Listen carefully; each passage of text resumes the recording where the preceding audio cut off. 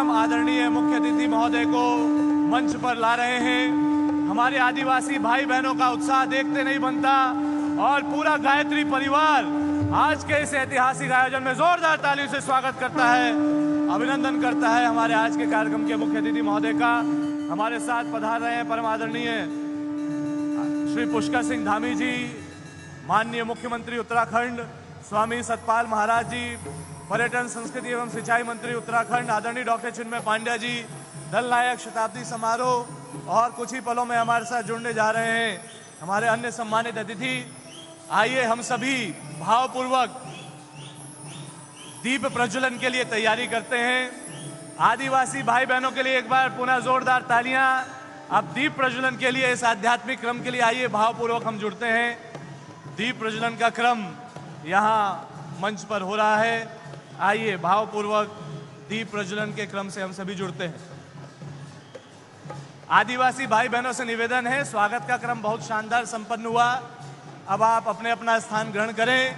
दीप प्रज्वलन यहाँ मंत्र बोला जा रहा है। आइए भावपूर्वक इस क्रम से जुड़ते हैं। ओम अग्नेय सुपथाराय अस्मान् विश्वानि देव वयुनानि विद्वान् युयोधस्मज्जुहुराणमेनो भूयिष्ठां ते नमः मुक्तिं विधेम।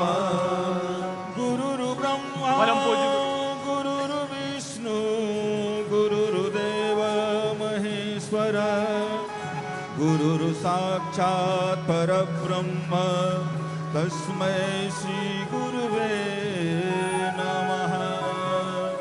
तस्मै श्री गुरुवे नमः। या देवी सर्वभूतेषु प्रज्ञारूपेण संस्थिता नमस्तस्यै नमस्तस्यै नमस्तस्यै नमो। दोनों हाथ ऊपर उठा के जोरदार तालियों से स्वागत है, अभिनंदन है। आज के इस ऐतिहासिक अवसर पर अखिल विश्व गायत्री परिवार का ऐतिहासिक आयोजन और आदिवासी भाई बहनों के स्वागत का क्रम निरंतर बना हुआ है। अब उनसे निवेदन है कि उनके स्वागत को स्वीकार करते हुए वे कृपया अपना स्थान ग्रहण करें। मंच पर हम एक बार पुनः से निवेदन करेंगे परम आदरणीय डॉक्टर चिन्मय पांड्या जी से कि वे गायत्री मंत्र की चादर के साथ मंच पर पुनः स्वागत करें, अभिनंदन करें परम आदरणीय मुख्यमंत्री जी का, आदरणीय श्री पुष्कर सिंह धामी जी, माननीय मुख्यमंत्री उत्तराखंड, और हम सभी परिजन अपनी तालियां ऊपर उठा के हाथ दोनों बजाते रहें। स्वागत अभिनंदन हो रहा है माननीय मुख्यमंत्री जी का, साथ ही साथ स्वामी सतपाल महाराज जी का, पर्यटन संस्कृति एवं सिंचाई मंत्री उत्तराखंड आदरणीय डॉक्टर राजेश्वर सिंह जी का, माननीय सदस्य विधानसभा उत्तर प्रदेश आदरणीय श्री विनय रोहेला जी का, उपाध्यक्ष राज्य आपदा प्रबंधन सलाहकार समिति।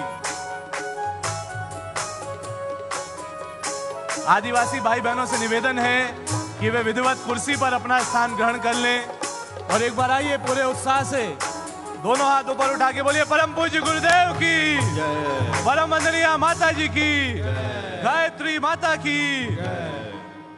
ऐतिहासिक आयोजन, ऐतिहासिक अवसर और इन ऐतिहासिक पलों में अब अवसर है हमारे अतिथियों के स्वागत के उपरांत विशेष उद्बोधन का। और इस क्रम में सर्वप्रथम ये हम सभी का सौभाग्य है कि स्वयं में एक आध्यात्मिक पृष्ठभूमि से आने वाले एक व्यक्तित्व जिन्होंने जन सेवा के क्षेत्र में नियमित एक मानक गढ़ा है, हमारे पर्यटन संस्कृति एवं सिंचाई मंत्री उत्तराखंड स्वामी सतपाल महाराज जी से हम प्रार्थना करेंगे कि वे ध्वजवंदन समारोह के पावन अवसर पर सारस्वत उद्बोधन के माध्यम से हम सभी का मार्गदर्शन प्रदान करें।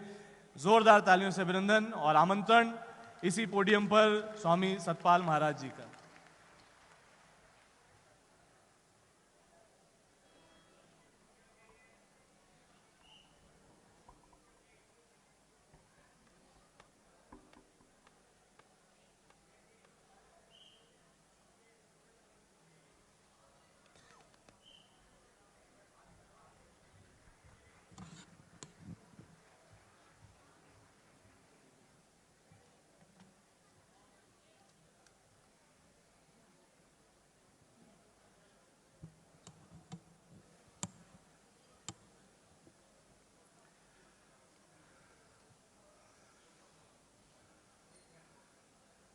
माननीय श्री पुष्कर सिंह धामी जी, मुख्यमंत्री उत्तराखंड, डॉक्टर चिन्मय पांड्या जी, दल नायक, जन्म शताब्दी समारोह अखिल विश्व गायत्री परिवार, मंच पर उपस्थित सभी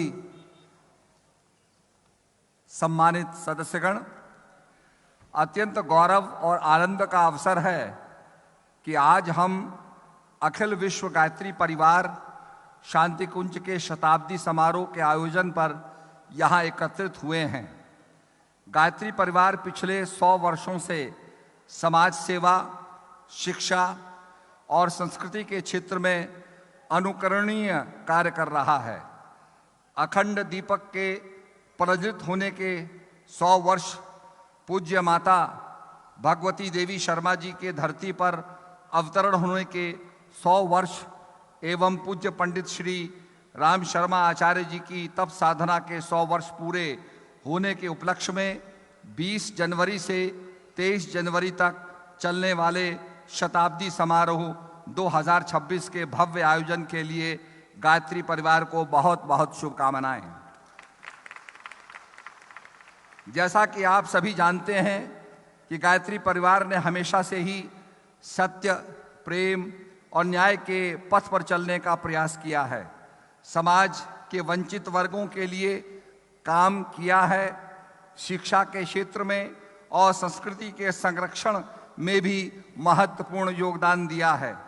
मुझे बताया गया कि शताब्दी समारोह का यह कार्यक्रम सेवा, साधना और संस्कार पर केंद्रित है, जिसके तहत देश भर से विशाल यज्ञ, चेतना संवर्धन और सामाजिक सांस्कृतिक कार्यक्रमों की श्रृंखला आयोजित की जा रही है। मैं ये भी कहना चाहूँगा, यहाँ पर जितने भी आए हुए श्रद्धालु भक्तगण हैं, कि आज अंतर्राष्ट्रीय परिप्रेक्ष्य में भारत की स्थिति को देखें।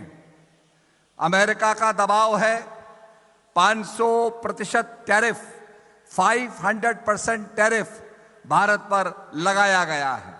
दूसरी तरफ बांग्लादेश, जिसको आज़ादी में भारत ने पूरा योगदान दिया, वहां पर मानवता जलाई जा रही है। ऐसे में आप सब लोगों को मशाल बनकर के खड़ा होना पड़ेगा, मशाल बनकर के देश को प्रज्वलित करना पड़ेगा, मशाल बन के अपने घर को रोशनी देनी होगी, अपने प्रांत को रोशनी देनी होगी, अपने प्रदेश को रोशनी देनी होगी, अपने देश को रोशनी देनी होगी।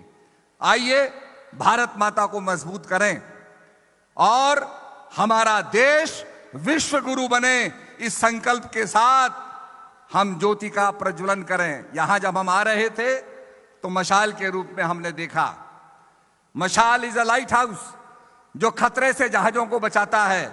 इसी प्रकार से देश को बचाने के लिए, भारत माता को मजबूत करने के लिए प्रत्येक व्यक्ति को यह संकल्प लेना होगा कि आइए भारत माता को मजबूत करें, देश को मजबूत करें। एक बार पुनः मैं अखिल विश्व गायत्री परिवार शांति कुंज के शताब्दी समारोह पर गायत्री परिवार और यहां उपस्थित सभी अतिथियों, सम्मानित जनों को शुभकामनाएं देता हूं। हो गई है पीर पर्वत सी पिघलनी चाहिए, इस बैरागी कैंप से कोई गंगा निकलनी चाहिए। मेरे सीने में न सही तो तेरे सीने में ही सही, कहीं भी आग लेकिन आग जलनी चाहिए। सिर्फ हंगामा करना मेरा मकसद नहीं, सिर्फ हंगामा करना मेरा मकसद नहीं, मेरी ये कोशिश है, ये सूरत बदलनी चाहिए। आइए मिलके इस सूरत को बदलें, भारत का मान बढ़ाएं, भारत माता का गौरव बढ़ाएं और भारत को विश्व गुरु बनाएं। इस संकल्प के साथ जाएं। जय भारत, जय उत्तराखंड।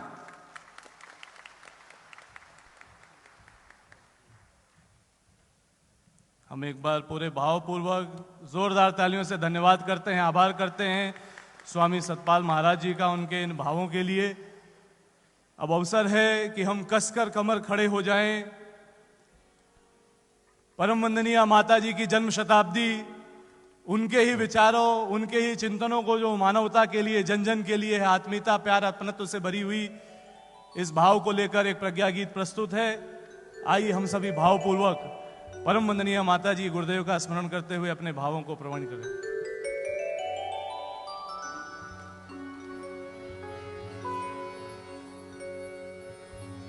सभी लोग हाथ उठाकर एक बार जयकार लगाएंगे। बोलिए परम पूज्य गुरुदेव की जय। वंदिया माता जी की जय। भारतीय संस्कृति की जय। जन्म शताब्दी से अवक्रांति रणभेरी बजानी है। नई तस्वीर भारत देश की फिर से जगानी है, फिर से जगानी है।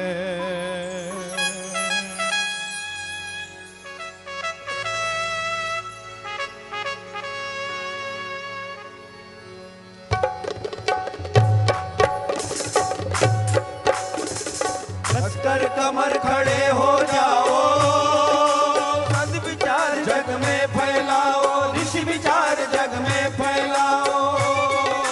जन्म शताब्दी माता जी की सजल प्रेम की धार बहाओ, जन्म शताब्दी माता जी की सजल प्रेम की धार बहाओ। कसकर कमर खड़े हो जाओ, सद्विचार जग में फैलाओ, ऋषि विचार जग में फैलाओ।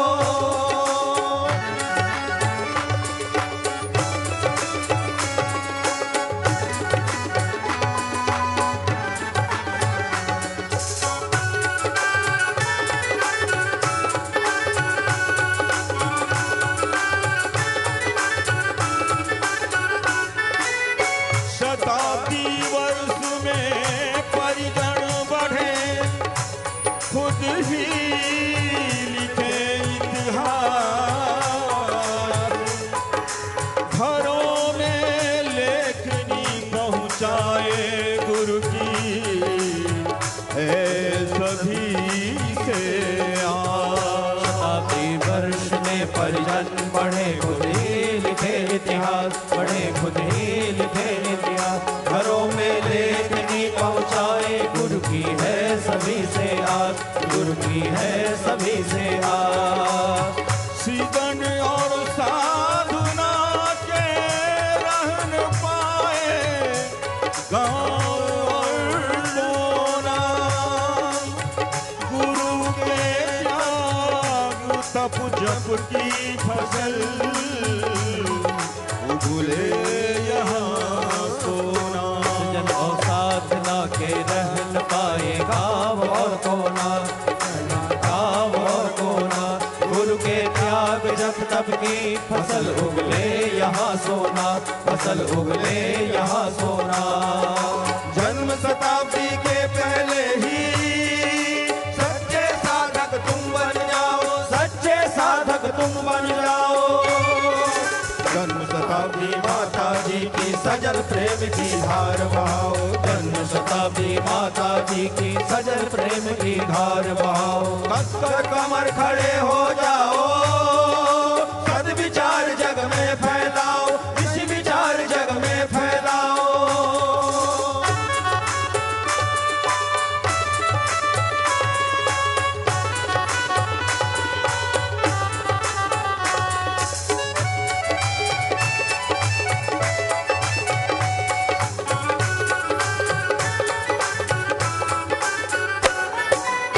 मसाले थाम कर पहने, चलाए ज्ञान की आंधी। शताब्दी नारियों की है, गढ़ी आजाद ओ गांधी। मशाले थाम कर बहने जलाए ज्ञान की आंधी, जलाए ज्ञान की आंधी। शताब्दी नारियों की है, गढ़े आजाद और गांधी, गढ़े आजाद और गांधी।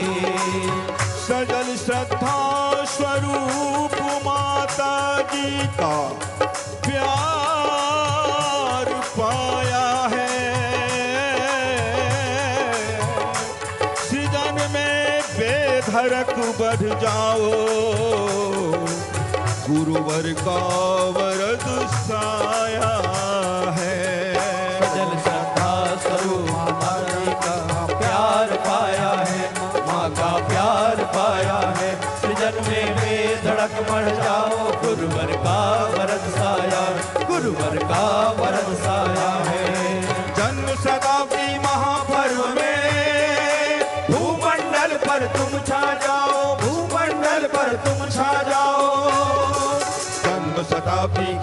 बेला सृजनशील अभियान चलाओ, जन्म शताब्दी की यह बेला सृजनशील अभियान चलाओ। कसकर कमर खड़े हो जाओ, सद्विचार जग में फैलाओ, ऋषि विचार जग में फैलाओ।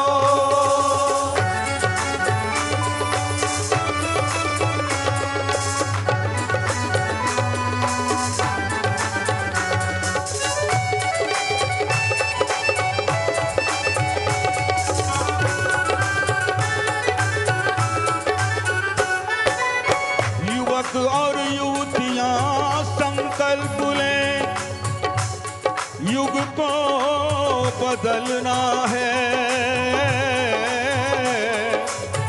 बदलने इस जमाने को प्रथम खुद को बदलना है।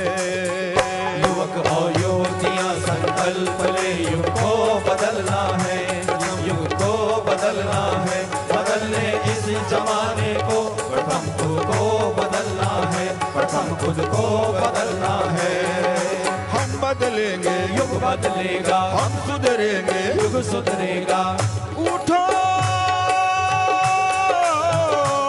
उठो गुरुदेव की संतान, रगों में है उन्हीं का रक्त, साध को सिद्ध कर दो तुम्ही माँ भगवती के भक्त। उठो गुरुदेव की संतान, रगों में है उन्हीं का रक्त, रगों में है उन्हीं का रक्त, साधकों सिद्ध कर दो हो तुम्ही माँ भगवती के भक्त, तुम्ही माँ भगवती के भक्त। जन्म शताब्दी महापर्व में युवा शक्ति तुम आगे आओ, युवा शक्ति तुम आगे आओ। जन्म शताब्दी माता जी की सजल प्रेम की धार बहाओ, जन्म शताब्दी माता जी की सजल प्रेम की धार बहाओ। जन्म शताब्दी अखंड दीप की ज्ञान ज्योति घर घर पहुँचाओ, जन्म शताब्दी अखंड दीप की ज्ञान ज्योति घर घर पहुँचाओ। कसकर कमर खड़े हो जाओ, सद्विचार जग में फैलाओ, ऋषि विचार जग में फैलाओ। जन्म शताब्दी माता जी की सजल प्रेम की धार बहाओ, जन्म शताब्दी माता जी की ज्ञान ज्योति घर घर पहुँचाओ। कसकर कमर खड़े हो जाओ, सद्विचार जग में फैलाओ, ऋषि विचार जग में फैलाओ। जन्म शताब्दी माता जी की सजल प्रेम की धार बहाओ, जन्म शताब्दी अखंड दीप की ज्ञान ज्योति घर घर पहुँचाओ। सद्विचार जग में फैलाओ, इस विचार जग में फैलाओ, ज्ञान ज्योति घर घर पहुँचाओ। युवा शक्ति तुम आगे आओ, भूमंडल पर तुम छा जाओ। बोले युगाधिपति महाकाल की जय। आध्यात्मिक तंत्र जब जागता है, देश की संस्कृति जब जागती है और जनमानस जब जागता है, तो कसकर कमर खड़े हो गए युग ऋषि परम पूज्य गुरुदेव के समयदानी और साधक स्वयं सेवक क्या कर सकते हैं। अगर किसी को तत्काल में देखना है तो ये बैरागी दीप अपने आप में उसका उदाहरण है कि श्रम की साधना करके, समय को लगा करके आध्यात्मिक तंत्र के व्यक्तित्वों ने प्रशासन के सहयोग से जो कर दिखाया है, और वही कसकर कमर खड़े हो जाओ का भाव लेकर परम पूज्य गुरुदेव परम वंदनीय माता जी ने देव संस्कृति दिग्विजय अभियान चलाया। और उस अभियान को अपनी बाल्यावस्था से गुरुदेव माता जी के अंशधर के रूप में श्रद्धेय डॉक्टर साहब श्रद्धेया जी के अखिल विश्व गायत्री परिवार का अभिभावकत्व जिन्हें प्राप्त हुआ, ऐसे व्यक्तित्व डॉक्टर चिन्मय पांड्या जी आज पूरे विश्व में जब 180 देशों की इंटर पार्लियामेंट्री यूनियन बैठती है तो उसको देव संस्कृति का संदेश पहुंचाने जाते हैं। यूनाइटेड नेशंस में जाके देव संस्कृति का संदेश पहुंचाते हैं। यूनेस्को में भारत का योग वर्ल्ड इंटेलिजिबल हेरिटेज बनता है तो वहां भारत की देव संस्कृति का संदेश पहुंचाते हैं। एशिया का पहला centre for Baltic cultural studies जब भारत आता है तो उसको शांति कुंज में स्थापित करते हैं। 100 से ज्यादा मेमोरेंडम ऑफ अंडरस्टैंडिंग कोई विश्वविद्यालय इतने कम समय में हासिल करता है, वो देव संस्कृत विश्वविद्यालय शांति कुंज।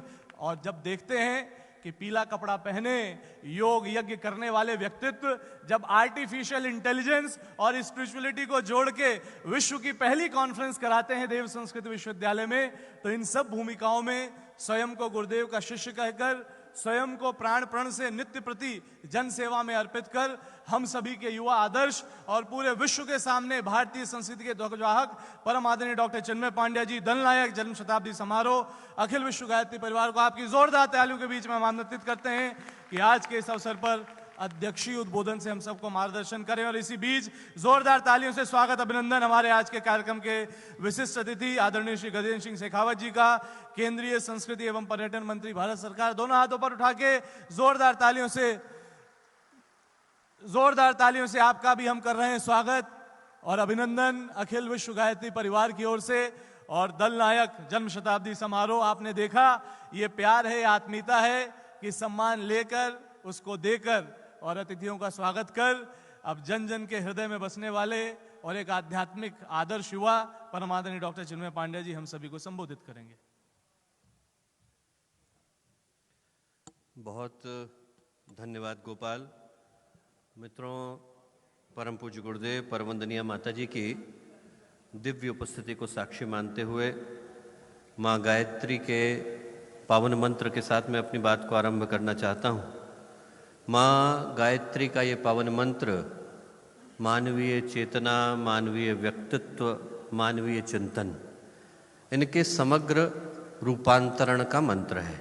ये याद दिलाने का मंत्र है कि जब इसके शब्द हमारे जीवन में प्रकाश और पवित्रता के भावों को प्रस्फुटित करते हैं तो ये हमारे जीवन को उस कल्याण के भाव की ओर लेकर के चलता है जिधर से शुभ, मंगल और कल्याण की धाराएं प्रशस्त हो पाती हैं। स्थिर चित्त, शांत मन, उसके साथ पूज्य गुरुदेव की वंदनीय माता जी की माँ गायत्री की चेतना हमारे जीवन के अंदर समाहित हो। इस भाव के साथ आज जब हम लोग उन्हीं के इस बैरागी टापू पर आकर के उपस्थित हुए तो इस भाव के साथ माँ गायत्री को पुकारें कि उनका आशीर्वाद, उनका अनुग्रह, उनकी अनुकंपा हमारे सबके जीवन को शुभ की ओर लेकर के चले। इस भाव के साथ माँ गायत्री का पावन मंत्र साथ साथ ओम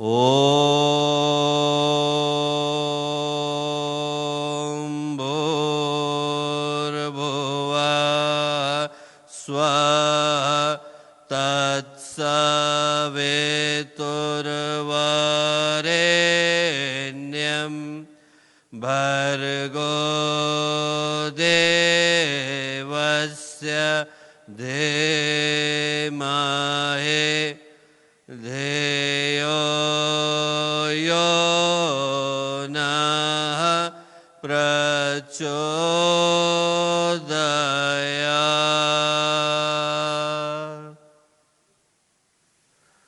मित्रों, परम पूज्य गुरुदेव परम वंदनीय माता जी के दिव्य संरक्षण में जन्म शताब्दी समारोह की पावन बेला, पूज्य गुरुदेव की तप साधना, अखंड दीपक के प्राकट्य और वंदनीय माता जी के धरती पर अवतरण के 100 वर्ष होने के उपलक्ष्य में आज का जो ये ध्वज वंदन समारोह का कार्यक्रम है, गुप्त नवरात्रि की पूर्व बेला है और इस पावन समय में गंगा की गोद, हिमालय की छाया, सप्त ऋषियों की तपोभूमि पर, हरिद्वार की पावन भूमि पर हम लोग आकर के उपस्थित हुए।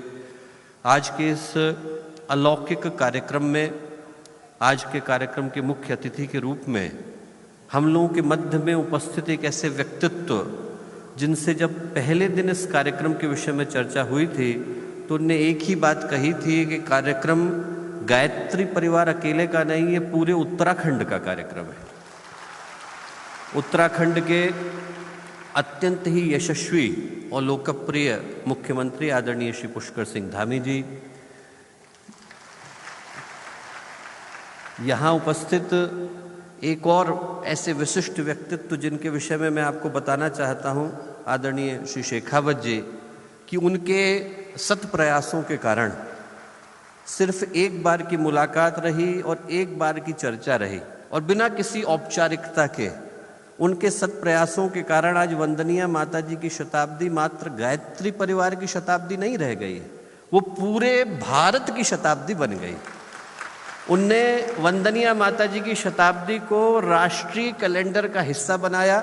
इस वर्ष के सितंबर से लेकर अगले वर्ष के सितंबर तक जितने भी राष्ट्रीय कैलेंडर के कार्यक्रम हैं वो वंदनिया माता जी की शताब्दी के साथ समाहित होंगे।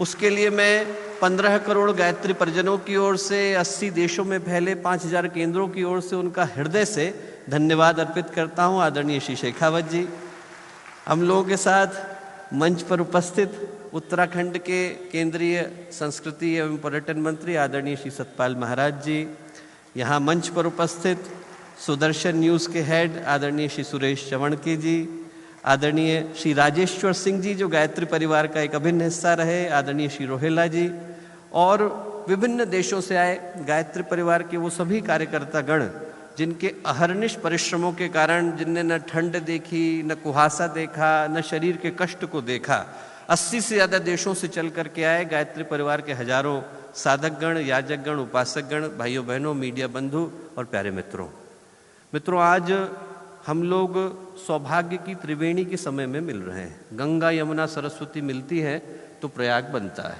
हमारे जीवन का प्रयाग आज बन रहा है। पिछले 3 वर्षों से मैं इस बात को अनवरत कहता आ रहा हूं कि जैसे ही वर्ष 2026 आएगा वैसे ही सौभाग्य हमारा द्वार खटखटाएगा। अब मैं ये नहीं कहूँगा दोस्तों कि सौभाग्य द्वार खटखटा रहा है, अब मैं ये कहूँगा कि सौभाग्य द्वार को खोल रहा है।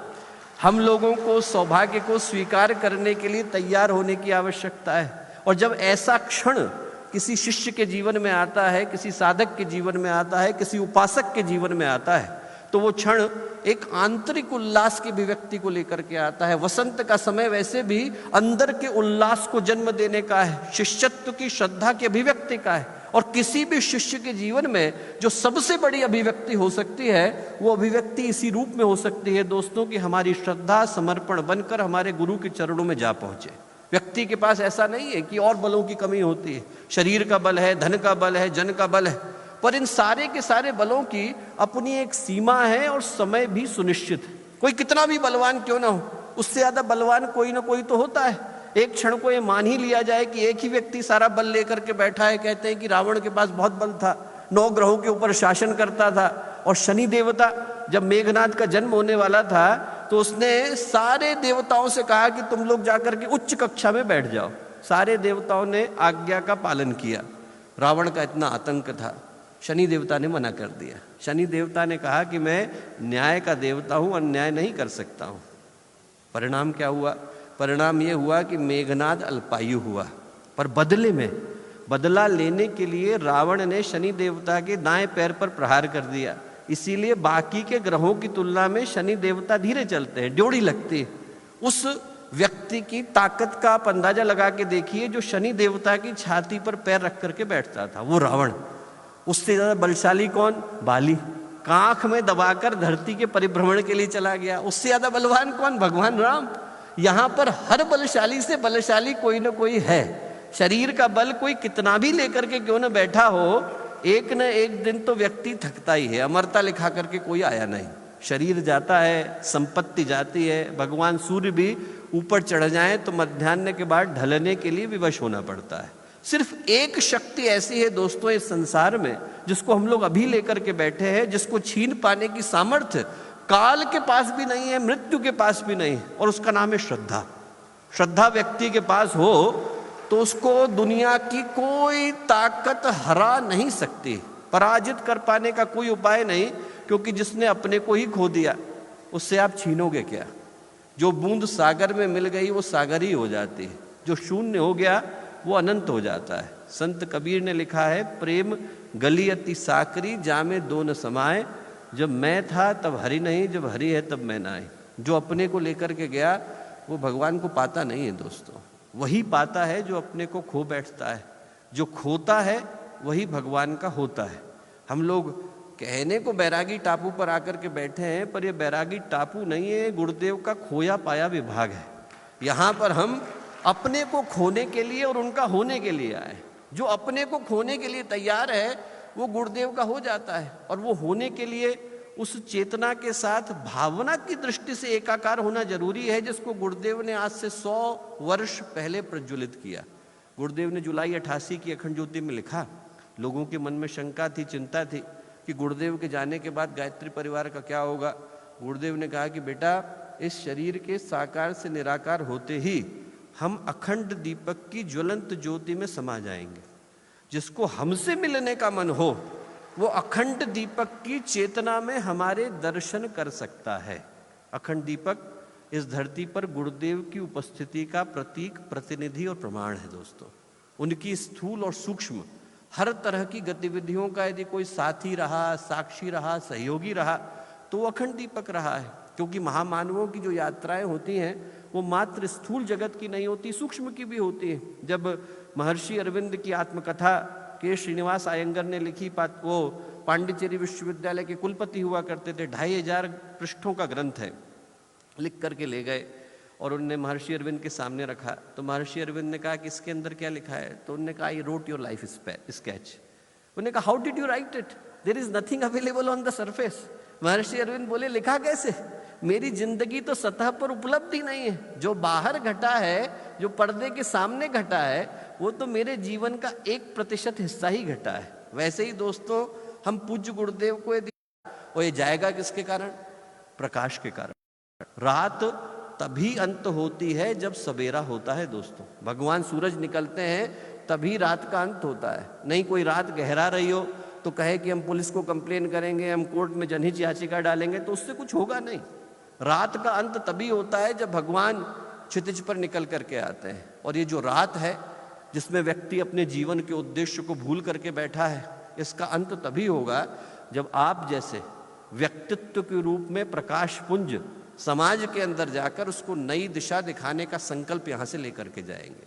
आप लोग कीमती लोग हैं दोस्तों, आप लोग गुरुदेव के हीरे हैं। हमने आप लोगों को यहाँ पर आपका समय काटने के लिए नहीं बुलाया है, यहाँ संकल्प लेने के लिए बुलाया है। मैं कहूँगा कि यहाँ से हम लोग हृदय में एक ही भाव लेकर के जाएं।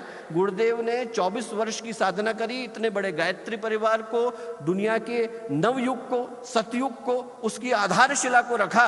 हमें यहाँ से एक ही संकल्प लेकर के जाने की आवश्यकता है कि हमारा जीवन उसी साधना की प्रतिमूर्ति बने।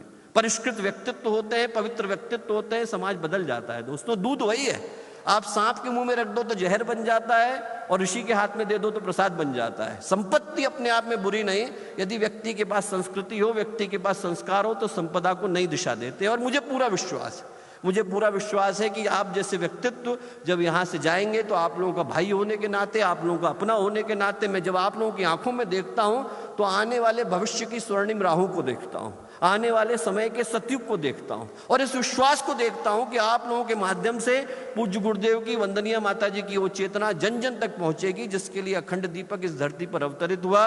सौभाग्य की इस बेला में आप लोगों को पुनः शुभकामनाएं देता हूँ और एक छोटी सी बात कह करके अपनी बात को समाप्त करूंगा। वो किसी की लिखी हुई पंक्तियां हैं पर आज के दिन के लिए बिल्कुल समीचीन है। गंगा की कसम, गंगा की कसम, यमुना की कसम, गंगा की कसम, यमुना की कसम, सागर की कसम, सतलुज की कसम, ये ताना बाना बदलेगा। गंगा की कसम, यमुना की कसम, सागर की कसम, सतलुज की कसम, ये ताना बाना बदलेगा। कुछ हम बदलें, कुछ तुम बदलो, तभी ये जमाना बदलेगा। ये जमाना बदलने के लिए तैयार है, आप लोगों के माध्यम से तैयार है। पुनः बहुत सारी शुभेच्छाएं, शुभकामनाएं, मंगल कामनाएं।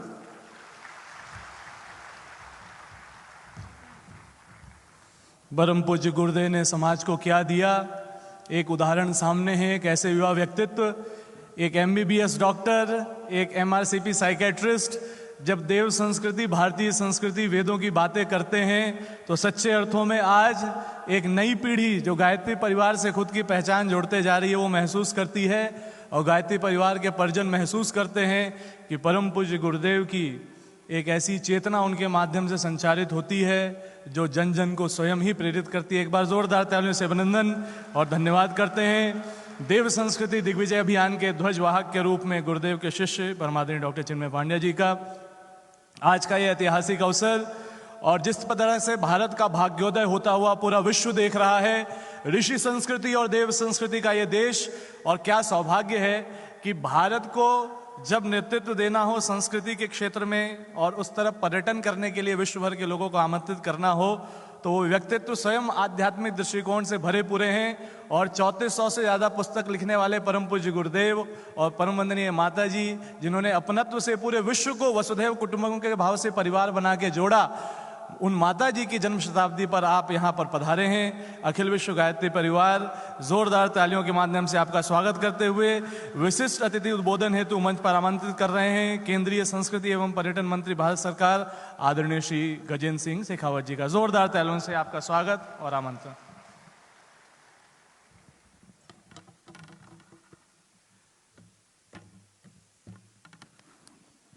भारत माता की, भारत माता की। डॉक्टर चिन्मय पांड्या जी ने अभी कहा कि भारत के भाग्य का सूर्योदय हो रहा है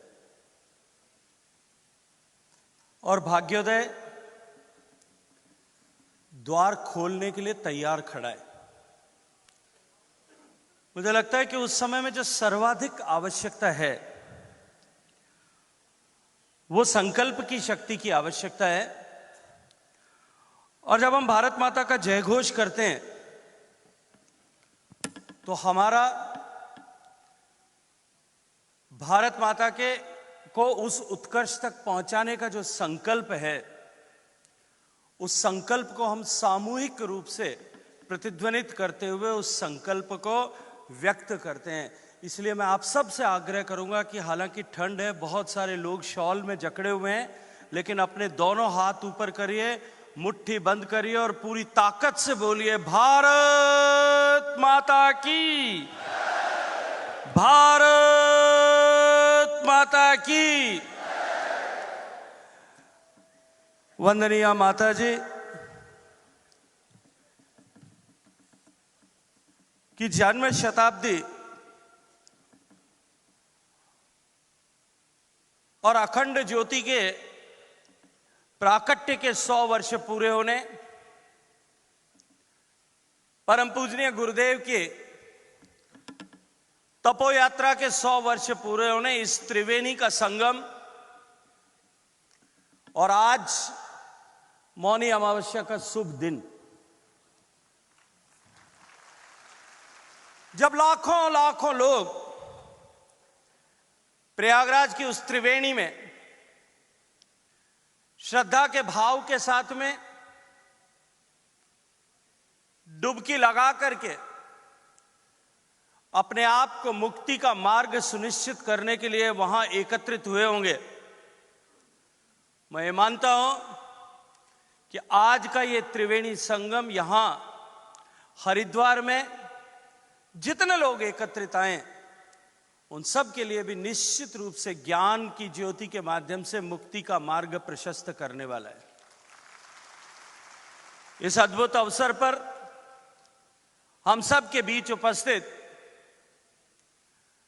उत्तराखंड सरकार के सम्मानीय अगुवा माननीय मुख्यमंत्री, जिनके नेतृत्व में उत्तराखंड ने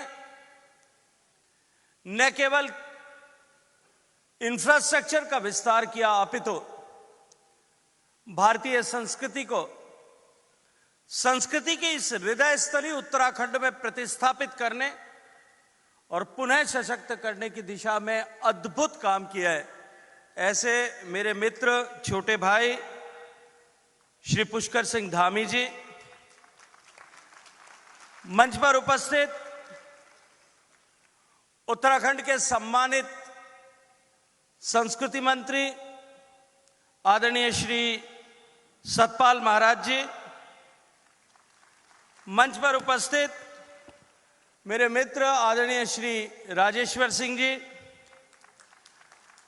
आदरणीय श्री सुरेश चौहान के जी, उत्तराखंड के यशस्वी मंत्री आदरणीय विनय रोहेला जी, इस मंच पर उपस्थित और मंच के सामने बैठे हुए देश भर से आए हुए और दुनिया भर से आए हुए इस परिवार के सभी सम्मानित सदस्यगण, सभी समर्पित कार्यकर्ता, आप सबको मेरा हृदय पूर्वक प्रणाम, आप सबका बहुत बहुत सारी शुभकामनाओं के सहित अभिवादन।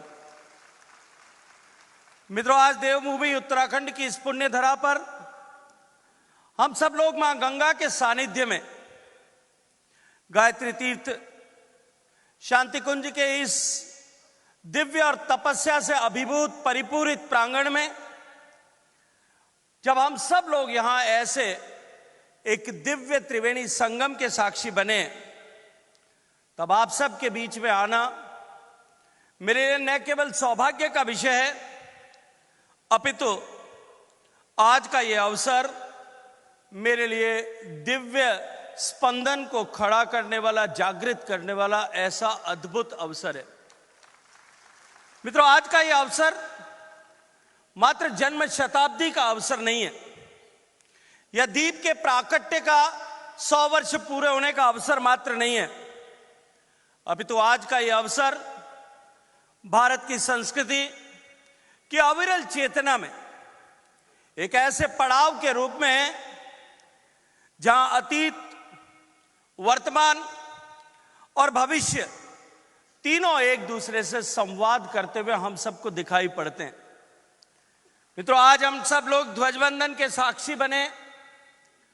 ध्वजवंदन का साक्षात करना यह किसी संगठन की सामान्य विधि जैसा नहीं है कि किसी कार्यक्रम के अवसर पर हमने ध्वज को, जो हमारे लिए एक आस्था का प्रतीक है, एक श्रद्धा का प्रतीक है, हम सब लोगों को एकीकृत करने वाले एक प्रतीक के रूप में, अपितु हमने एक ऐसे ध्वज का वंदन किया है जो हमारी सभ्यता का जीवंत प्रतीक, इस भारत की हजारों हजार साल की निरंतरता का प्रतीक है। हमने एक ऐसे ध्वज के प्रतीक के रूप में वंदन किया जहां साधना अनुशासन बनाती है और संस्कार चरित्रों का निर्माण करते हैं। मित्रों, जब चरित्र का निर्माण होता है तब राष्ट्र का निर्माण होता है, और जिन राष्ट्रों का निर्माण सामूहिक चरित्र के आधार पर, चरित्र के उन्नयन के आधार पर होता है, वो राष्ट्र निरंतरता को प्राप्त करते हुए, वो संस्कृतियां निरंतरता को प्राप्त करते हुए विश्व को दैदीप्यमान करने का काम करती। मित्रों, ये ध्वज जिसका वंदन हम सब ने किया, यह हम सबको यह भी सिखाता है कि सभ्यताएं शब्दों से नहीं बनाकर, सभ्यताएं शास्त्रों से नहीं बनती, सभ्यताएं चरित्रों की गहराई और ऊंचाई से जो है वो निर्मित होती है, जागृत होती हैं और जीवित रहती हैं। मित्रों, शताब्दी का यह वर्ष जहां हम 3 ऐसे महत्वपूर्ण विषयों की शताब्दी को एक ऐतिहासिक अवसर पर यहां एकत्रित आए, यह केवल वर्षों या दिनों की गणना मात्र नहीं है, अपितु तथा यह शताब्दी केवल 100 वर्षों की संख्या की गणना नहीं है, अपितु शताब्दी वो क्षण है जब समाज और साधक अपने आप से इस बात का प्रश्न करता है कि हमने जिन मूल्यों को जिया, हमने जिन आदर्शों को पीढ़ियों तक पहुंचाया, पीढ़ियों तक आगे लेकर के गए, हमने जिस भविष्य को निर्माण करते हुए जिस तरह की धरोहर का निर्माण किया, क्या हम आने वाली पीढ़ी को वर्तमान के चुनौतियों के समय में उस गति के सापेक्ष काम करते हुए आगे ले जाने में सफल हो रहे हैं अथवा नहीं। आज का यह समारोह, मैं मानता हूं कि यह अतीत का गौरवगान नहीं है। अभी श्रद्धेय चिन्मय पांड्या जी ने अपनी बातचीत में जिस तरह से कहा कि आज का यह क्षण जो है, यह अद्भुत क्षण केवल अतीत का स्मरण करने का, उसका गौरवगान करने का क्षण नहीं है, अपितु भविष्य के लिए मार्गदर्शन लेने और संकल्पबद्ध होकर के इस साधना को और अधिक गति के साथ में साधना में जुट जाने का समय। आज का एक क्षण और भी दुर्लभ इसलिए है क्योंकि हम जानते हैं कि परम पूजनीय गुरुजी, जिन्होंने इतने वर्षों तक अपनी दिव्य चेतना से स्थूल शरीर में रहते हुए भी और सूक्ष्म रूप से हम सब के बीच में उपस्थित रहते हुए भी दशकों से न केवल इस भारतीय चेतना को, भारतीय मनीषा को, भारतीय संस्कार पद्धति को, भारत की संस्कार निर्माण की पद्धति को व्यक्ति को संस्कारित कर, व्यक्ति के माध्यम से परिवार और परिवार के माध्यम से समाजों को संस्कारित कर, इस राष्ट्रीय चेतना के उदय का बीड़ा उस समय में उठाया था जब हमारी संस्कृति सबसे कठिन दौर से गुजर रही थी। मित्रों, हजारों सालों तक भारत पर आक्रांताओं ने आक्रमण किया। भारत की इस दिव्य चेतना को, भारत की इस महान संस्कृति को, इस सभ्यता को मिटाने के प्रयास किए, लेकिन हमारे पूर्वज इतने चरित्रवान थे, हमारे पूर्वज इतने क्षमतावान थे, हमारे पूर्वजों ने जौहर करके, शाखे करके, बलिदान करके, पीढ़ियों तक खपा करके इस महान संस्कृति के दीप को बुझने नहीं दिया, निरंतर दैदीप्यमान बनाए रखा।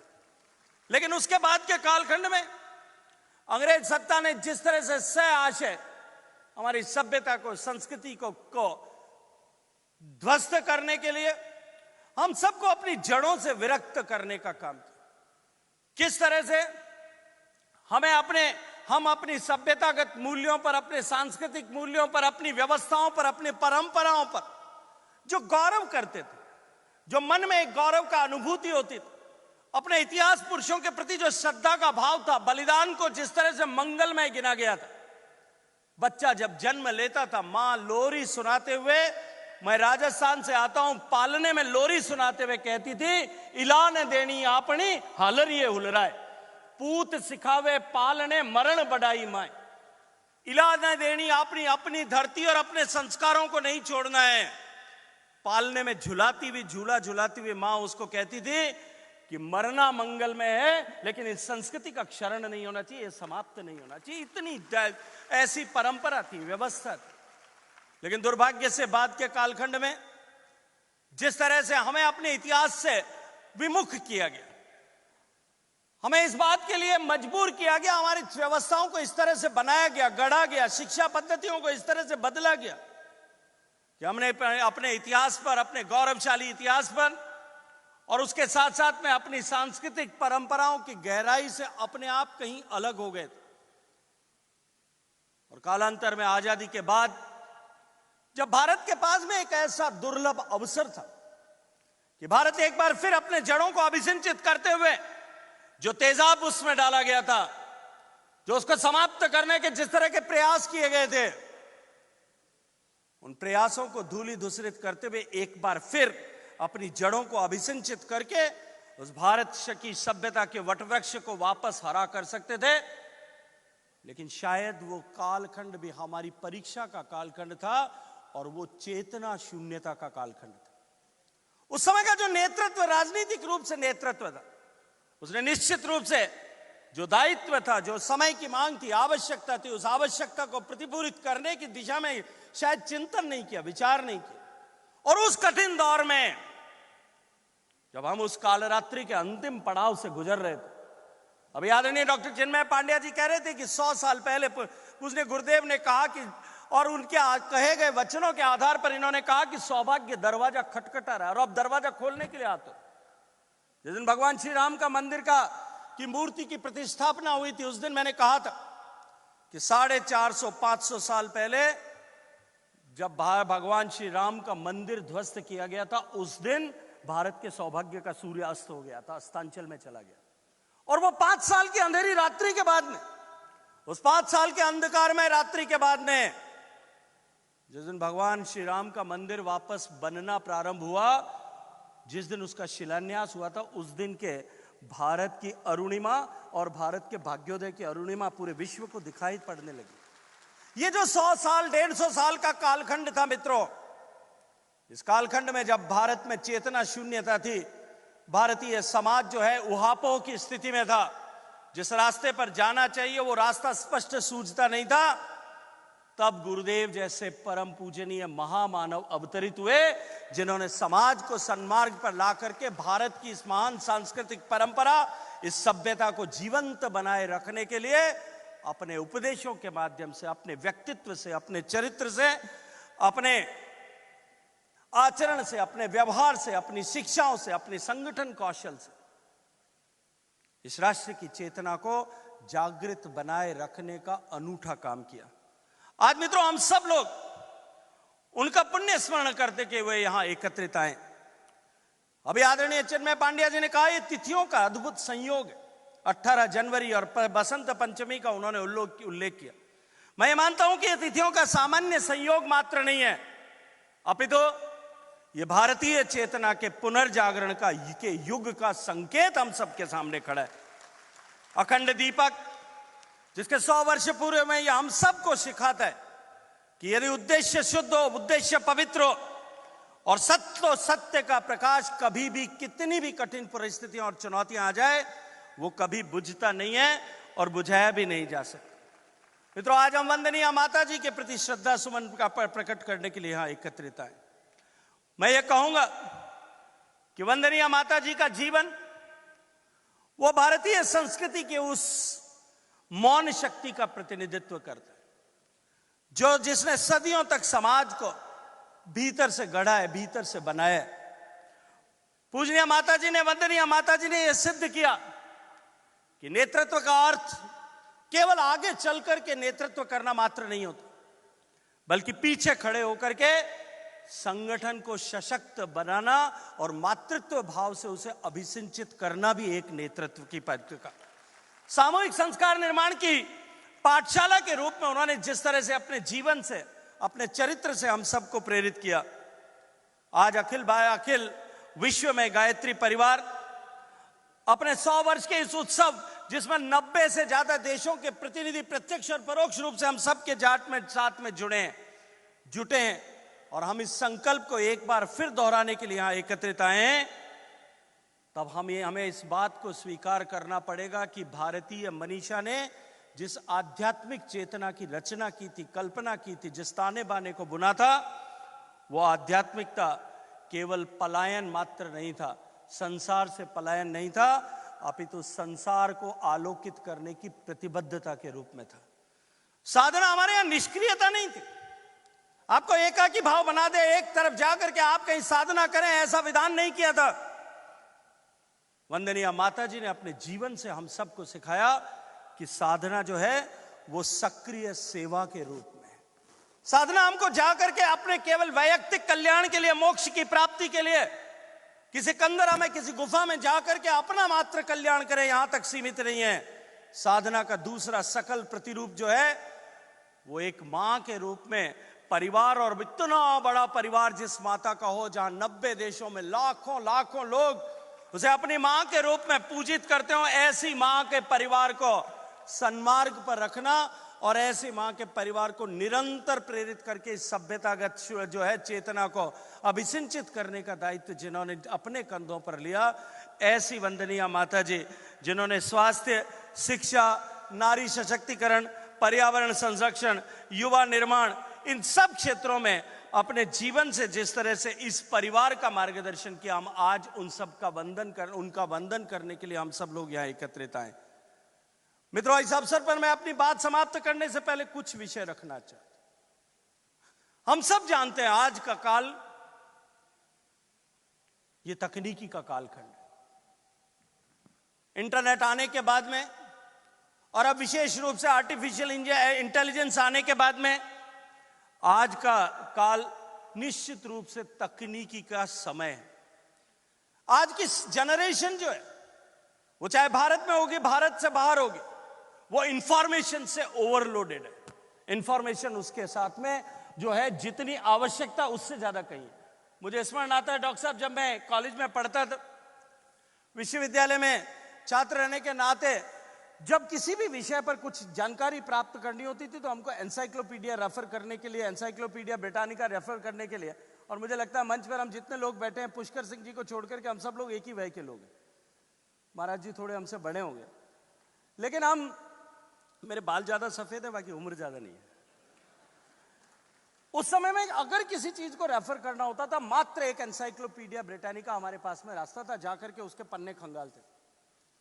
और मेरे मन में हमेशा होता था कि जब कभी भी स्व अर्जित धन मेरे पास में होगा, मैं ये एनसाइक्लोपीडिया ब्रिटानिका खरीद करके अपने घर में रखूंगा, ताकि जब कभी भी जरूरत पड़े मैं उसको पढ़ सकूं। समय निकला, कुछ सालों बाद में जब मैंने काम करना शुरू कर दिया, मैं अपने काम के सिलसिले से एक बार विदेश में था, और मैं विदेश में जाकर के सुबह सुबह वहां अपना रनिंग करने के लिए गया। विदेश में, पश्चिमी देशों में, हमारे यहां अगर घर में कोई चीज अनुपयुक्त हो जाती है, हम सामान्यतः हमारी माताएं बहनें उसको संभाल करके कपड़े में लपेट करके ऊपर रख देती है, निकाल करके बाहर फेंकने का विधान हमारे यहां नहीं। लेकिन वहां किसी वस्तु को यदि आप घर से बाहर, आपके घर का टेलीविजन अगर पुराना हो गया, आपने नया ले लिया, आपका कंप्यूटर पुराना हो गया, नया ले लिया है, अगर आप उसको डिस्कार्ड करेंगे, उसको अगर बाहर भी रख देंगे, फेंकेंगे, तो भी आपको शुल्क देना पड़ेगा, पैसा देना पड़ेगा।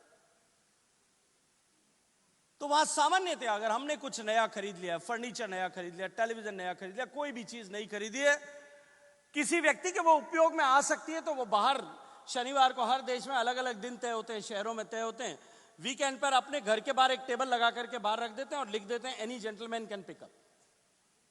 मैं सुबह सुबह रनिंग करने के लिए गया था, जब मैं वहां दौड़ रहा था, दौड़ते दौड़ते घर के बाहर मेरी निगाह पड़ी, एक टेबल पर एनसाइक्लोपीडिया ब्रिटानिका के पूरे 36 वॉल्यूम लेदर बाइंडेड सब रखे हुए थे और लिखा हुआ था any gentleman can pick up. मेरे पांव वहां चिपक गए, रुक गया मैं वहां।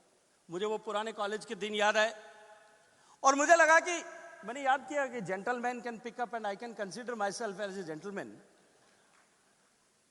लेकिन ये भारतीय संस्कार कहीं से उठा करके हम नहीं ला सकते। मैं लौट करके वापस आया, संयोग से मेरी छोटी बहन भी उस समय में उसी देश में वहां थी।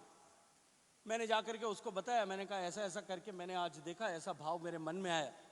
उन्होंने अपनी ड्रॉवर खोली और एक सीडी निकाल करके मुझे दे दी कि एनसाइक्लोपीडिया ब्रिटानिका उस सीडी में। लेकिन उस वर्ष को भी 20 साल बीत गए, उस घटना को 20 साल बीत गए। अब 20 साल के बाद में आज इंफॉर्मेशन जो है वो आपकी उंगली की टिप पर, आपके सबके हाथ में मोबाइल का जो डब्बा होगा उसके अंदर सबके पास में। और अब तो जमाना आर्टिफिशियल इंटेलिजेंस आने के बाद में और भी आगे चला गया। अब दुनिया का सारा ज्ञान समेट करके हम एक क्षण में, विद इन 10 सेकेंड, पूरे दुनिया का ज्ञान समेट करके किसी भी विषय पर आप रखिए, उसका प्रत्युत्तर आपको तुरंत मिलता है, 10 सेकेंड में आपको मिलता है। इसलिए हमको इस बात को मानना पड़ेगा कि आज हमारी पीढ़ी जो है वो निश्चित रूप से, हमारी पीढ़ी जो है वो इंफॉर्मेशंस के साथ में ओवरलोडेड है। लेकिन इंफॉर्मेशन से ओवरलोडेड और तकनीकी की इस क्षमता के होने के साथ साथ में हमारी आने वाली पीढ़ी विवेक शून्य होती जा रही है। और ऐसे समय में परम पूज्य गुरुदेव का, बात वंदनीय माता जी का ये दिया गया संस्कार और हम सबको दिया गया ये मंत्र कि व्यक्ति के निर्माण से समष्टि का निर्माण किया जा सकता है, व्यक्ति के निर्माण से परिवार, और परिवार के निर्माण से समाज, समाज के निर्माण से राष्ट्र का निर्माण, और राष्ट्र का निर्माण उस संकल्प को लेकर के कि हम विश्व के कल्याण के लिए, मानव मात्र के कल्याण के लिए, पर्यावरण के संरक्षण के लिए इस चेतना को प्रवाहित कर रहे हैं। उस संकल्प को और अधिक सुदृढ़ करने, उसको और अधिक दृढ़ करने का समय।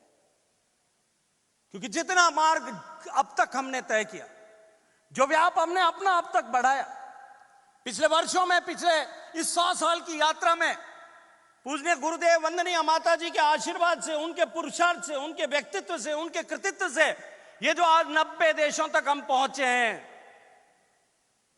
हमने बहुत लंबा रास्ता तय किया। लेकिन चुनौतियां उससे भी बड़ी, सुरसा के मुंह की तरह उससे भी ज्यादा विशाल हो गई। इसलिए हम सब के लिए आज का दिन, मैंने कहा कि संकल्प का दिन है।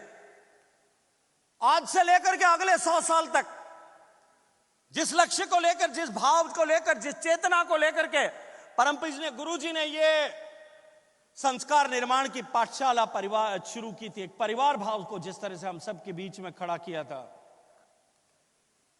आने वाले 100 साल पूजनीय गुरु जी के आशीर्वाद से, गुरुदेव के आशीर्वाद से हमारे पुरुषार्थ और विचारों से लिखे जाएंगे। हम अपने विचारों से, अपने व्यवहार से, अपने पुरुषार्थ से आने वाले 100 सालों की पटकथा लिखेंगे, वो हमारे आचरण से लिखे जाएंगे। इसलिए इस साधना को जीवन बनाएं, सेवा को संस्कार बनाएं और संस्कृति को हमारे व्यवहार का हिस्सा बनाने के लिए हम सबको संकल्पबद्ध हों। ऐसा आज का त्रिवेणी का ये संगम का दिन इन 3 तरह के संकल्पों के साथ में संकल्पबद्ध होने का अवसर है। हम सबको आज के इस पावन दिन पर संकल्प लेने की आवश्यकता है कि जीवन का अनुशासन, साधना को जीवन का अनुशासन बनाएंगे, सेवा को अपने संस्कारों का आधार बनाएंगे, और साथ साथ में संस्कृति जो केवल विरासत स्वरूप नहीं है अपितु दैनिक आचरण का हिस्सा बनाने वाली है, उस संस्कृति को अपने दैनिक आचरण और व्यवहार का हिस्सा बनाएंगे। इस संकल्प के साथ में हम सब जुटे, ऐसी अपेक्षा भाव के साथ में आज जब हमारा राष्ट्र सांस्कृतिक पुनर्जागरण के दौर से गुजर रहा है, पूरा विश्व भारत की उस उदित होती हुई आध्यात्मिक चेतना और भारत की सांस्कृतिक अरुणिमा से जो है दैदीप्यमान होता हुआ दिखाई दे रहा है। भारत की तरफ देखने की दृष्टि बदली है, भारत की तरफ देखने का, भारत को देखने की व्यवस्था बदली है, सोच बदला है। भारत की तरफ पूरा विश्व जब आशा की दृष्टिकोण से देख रहा है, पूरा विश्व जब एक उहापोह की स्थिति में, जियोपॉलिटिकल टर्बुलेंस जब पूरे विश्व भर में है, तब भारत और भारतीय मनीषा, भारतीय चेतना की आवश्यकता जब विश्व में सर्वाधिक है, उस कालखंड में हम सबको काम करने का अवसर मिला है। हम सौभाग्यशाली हैं कि हमको ऐसे महत्वपूर्ण अवसर पर ऐसे दिव्य चेतना का आधार बना करके अपने जीवन में उतार करके काम करने का अवसर मिला है। अब हम सबको अपने व्यवहार से, अपने आचरण से उसे प्रकट करते हुए इस महत्वपूर्ण अवसर पर अपने जीवन को सार्थक बनाएं। इस संकल्प को यहां से सिद्ध करके जाने का और इस संकल्प को अपने जीवन में सुदृढ़ करके जाने का अवसर है।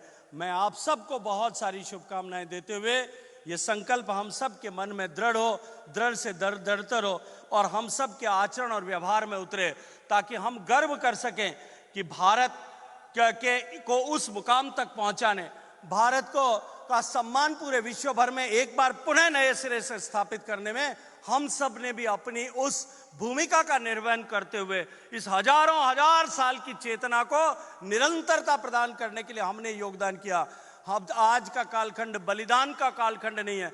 हमारे पूर्वजों ने बलिदान करके इस सभ्यतागत चेतना को बचाया, अशेष बनाए रखा। हम सबको मात्र योगदान करने की आवश्यकता है। इस योगदान के लिए हम सब जुटे, ऐसे संकल्प के साथ का हमारे जीवन में उतरे। इस शुभकामना के साथ में, इस अपेक्षा के साथ में श्रद्धेय डॉक्टर चिन्मय पांड्या जी को हृदय पूर्वक धन्यवाद देता हूं, उनका आभार ज्ञापित करता हूं कि मुझे अवसर प्रदान किया। कुछ विलंब हुआ, फॉग अत्यधिक होने के कारण से कुछ विलंब हुआ, विलंब से पहुंचने के चलते क्षमा प्रार्थना सहित आप सबका हृदय पूर्वक धन्यवाद। भारत माता की। एक बार पुनः से तालियों के माध्यम से माननीय मंत्री जी का धन्यवाद। बासंती बाना पहले, ये सभी सृजन सैनिक बैठे हैं जो घर घर में जन जन के बीच संस्कारों की परंपरा का पुनर्जीवन कर रहे हैं, गायत्री और यज्ञ को जन जन तक पहुंचा रहे हैं, और ये दिव्य संदेश आपने दिया, इसके लिए धन्यवाद। आत्मीय परिजनों, ये बड़े सौभाग्य का विषय है कि देवभूमि उत्तराखंड, कुंभ नगरी हरिद्वार और देव संस्कृति दिग्विजय अभियान को लेकर चल रहा अखिल विश्व गायत्री परिवार, और जब ऋषि भूमि हो तो निश्चित रूप से ऋषि तंत्र ही बताता होगा कि इसका नेतृत्व कौन करेगा। एक ऐसे विनम्र व्यक्तित्व जिनका जन सेवा का युवा अवस्था से एक बहुत लंबा अनुभव है, जनप्रिय हमारे मुख्यमंत्री, माननीय मुख्यमंत्री उत्तराखंड आदरणीय श्री पुष्कर सिंह धामी जी को आप सबकी करतल ध्वनियों के माध्यम आमंत्रित करते हैं कि अखिल विश्व गायत्री परिवार के इस ऐतिहासिक आयोजन में जो मील का पत्थर है, ध्वजवंदन समारोह पर हम सभी को संबोधित करें। माननीय मुख्यमंत्री जी।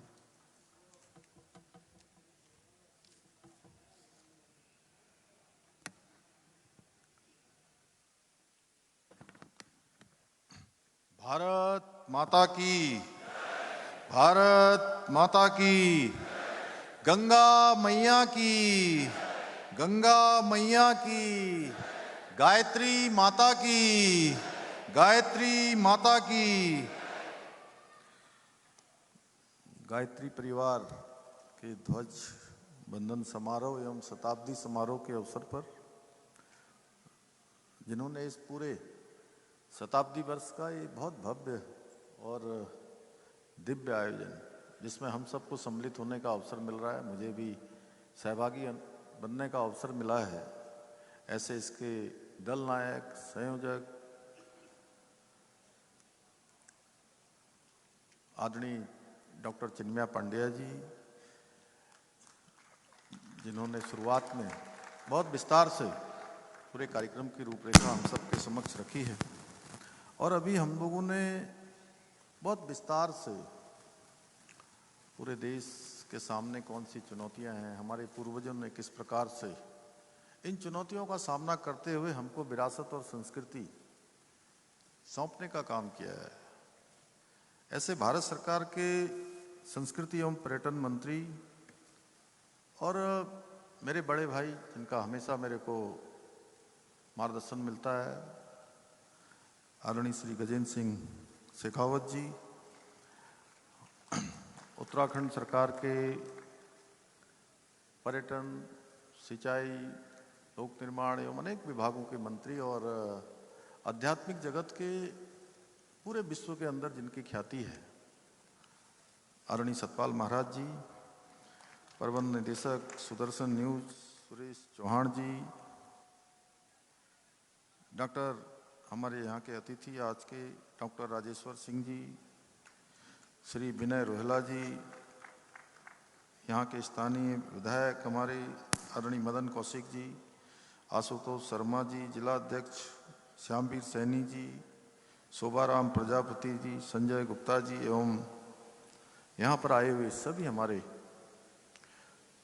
विशिष्ट सभी अतिथिगण, सभी महानुभाव और देश दुनिया से आए हुए सभी लगभग 80 से भी, चिन्मया जी ने बताया डॉक्टर साहब ने कि 80 से भी अधिक देशों से पधारे हुए सभी भक्तगण, सभी श्रद्धालुगण, सभी संस्था के सदस्यगण और मीडिया के हमारे सभी मित्र, मैं सबसे पहले तो वेद माता गायत्री के माँ गायत्री के चरणों में शीश नवाकर उनको प्रणाम करता हूँ और तीर्थ नगरी हरिद्वार की इस पावन और दिव्य धरा पर आयोजित अखिल भारतीय विश्व गायत्री परिवार के द्वारा आयोजित इस विशिष्ट समारोह में उपस्थित सभी पूज्य संतगणों का, सभी देश विदेश दुनिया से पधारे गायत्री परिवार के साधकों का, सभी का देवभूमि उत्तराखंड और माँ गंगा के स्थान, इस पवित्र स्थान पर आप सबके पहुंचने पर, आप सबके आने पर मैं आप सबका हृदय से स्वागत करता हूं, आप सबका अभिनंदन करता हूं। ये ध्वजवंदन का समारोह कोई साधारण आयोजन नहीं है। ये गायत्री परिवार के शताब्दी वर्ष के उपलक्ष्य में होने वाले उन 3 ऐतिहासिक और युगांतकारी घटनाओं के 100 वर्ष पूरा होने का अवसर है, जिन्होंने इस विराट युग आंदोलन को स्पष्ट दिशा और चेतना प्रदान करने का काम किया है। यहाँ एक और अखंड ज्योति के दिव्य प्राकट्य की शताब्दी है, वहीं यह युग दृष्टा श्रद्धेय पंडित श्री राम शर्मा आचार्य जी द्वारा आरंभ की गई उस तप साधना के भी 100 वर्ष हैं, जिसने युग निर्माण के इस विराट आंदोलन की आधारशिला रखी। इसी के साथ साथ ये वर्ष वंदनीय माताजी भगवती देवी शर्मा जी का जन्म शताब्दी वर्ष भी है। जन्म शताब्दी के इस अवसर पर मैं परम वंदनीय प्रातः स्मरणीय माताजी भगवती देवी शर्मा जी को श्रद्धापूर्वक नमन करता हूँ।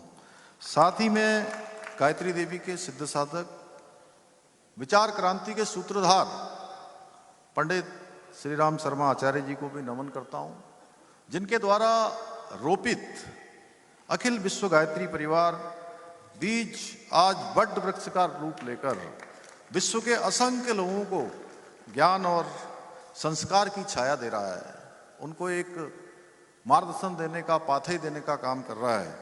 ये मेरा भी सौभाग्य है कि आज मुझे आप सभी महानुभावों के बीच में इस ऐतिहासिक अवसर का साक्षी बनने का अवसर प्राप्त हो रहा है। सच में जितने लोग सामने दिखाई दे रहे हैं, इधर दिखाई दे रहे हैं, उधर दिखाई दे रहे हैं, उतने ही सारे लोग, उससे भी ज़्यादा लोग इसके आसपास के पंडालों में भी विराजमान हैं। मैं उन सबका भी मैं हृदय से स्वागत करता हूं, उनका अभिनंदन करता हूं। भाइयों बहनों, गायत्री मंत्र हमारी सनातन संस्कृति का जीवंत तेज पुंज है और इस मंत्र से जो हमें प्रेरणा मिलती है कि हम अपने जीवन में जो भी निर्णय लें, हम अपने जीवन में जो भी कर्म करें, जो भी मार्ग चुनें, वो सत्य से प्रेरित हो, लोक कल्याण के लिए हो और धर्म के अनुरूप हो, जिससे किसी को कष्ट न हो। जब इस मंत्र का जाप देवभूमि उत्तराखंड में किया जाता है तो इसकी महिमा का प्रभाव और भी अधिक महत्वपूर्ण हो जाता है, क्योंकि यह वह भूमि है जहां असंख्य ऋषियों ने बरसों तक घोर तपस्या की है, जहां हिमालय एक मौन साधक की भांति हजारों वर्षों से खड़ा है, और जहां गंगा यमुना जैसी पवित्र नदियां मानवता को जीवन प्रदान कर रही है, जल भी देती है और जीवन देने का भी काम करती है। भाइयों बहनों, अखिल भारतीय विश्व गायत्री परिवार केवल एक संस्था नहीं है, बल्कि एक युग चेतना का जीवंत आंदोलन है।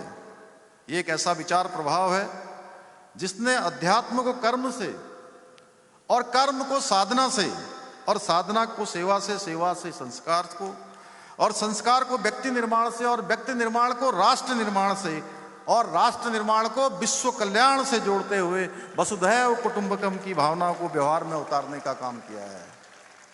आज भारत ही नहीं बल्कि विश्व के कोने कोने में फैला गायत्री परिवार विश्व भर में मानवता, नैतिकता और सद्भाव का दीप प्रज्वलित कर रहा है।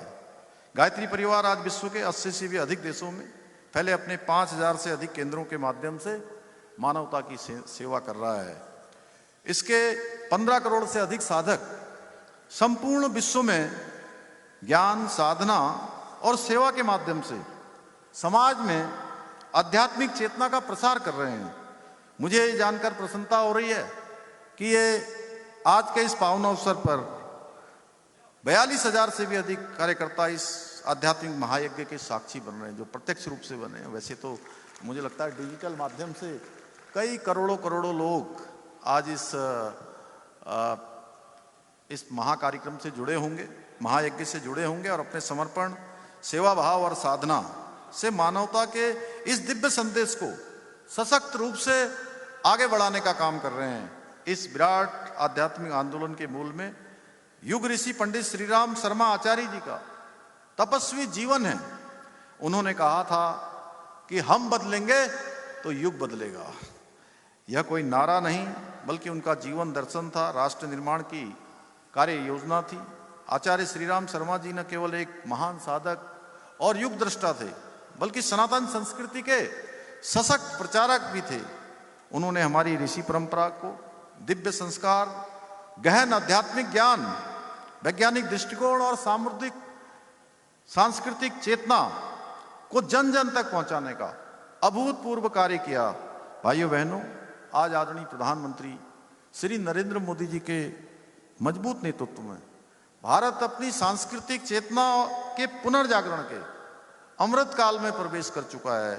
वर्षों तक उपेक्षित रहे हमारे गौरवशाली इतिहास, सांस्कृतिक विरासत को आज न केवल फिर से पुनर्स्थापित किया जा रहा है, बल्कि राष्ट्रीय चेतना का आधार भी बनाया जा रहा है। जो भारत कभी गुलामी की मानसिकता से ग्रस्त था, आज अपने सांस्कृतिक मूल्यों, अपनी परंपराओं और अपने वैज्ञानिक दृष्टिकोण पर गर्व करता है।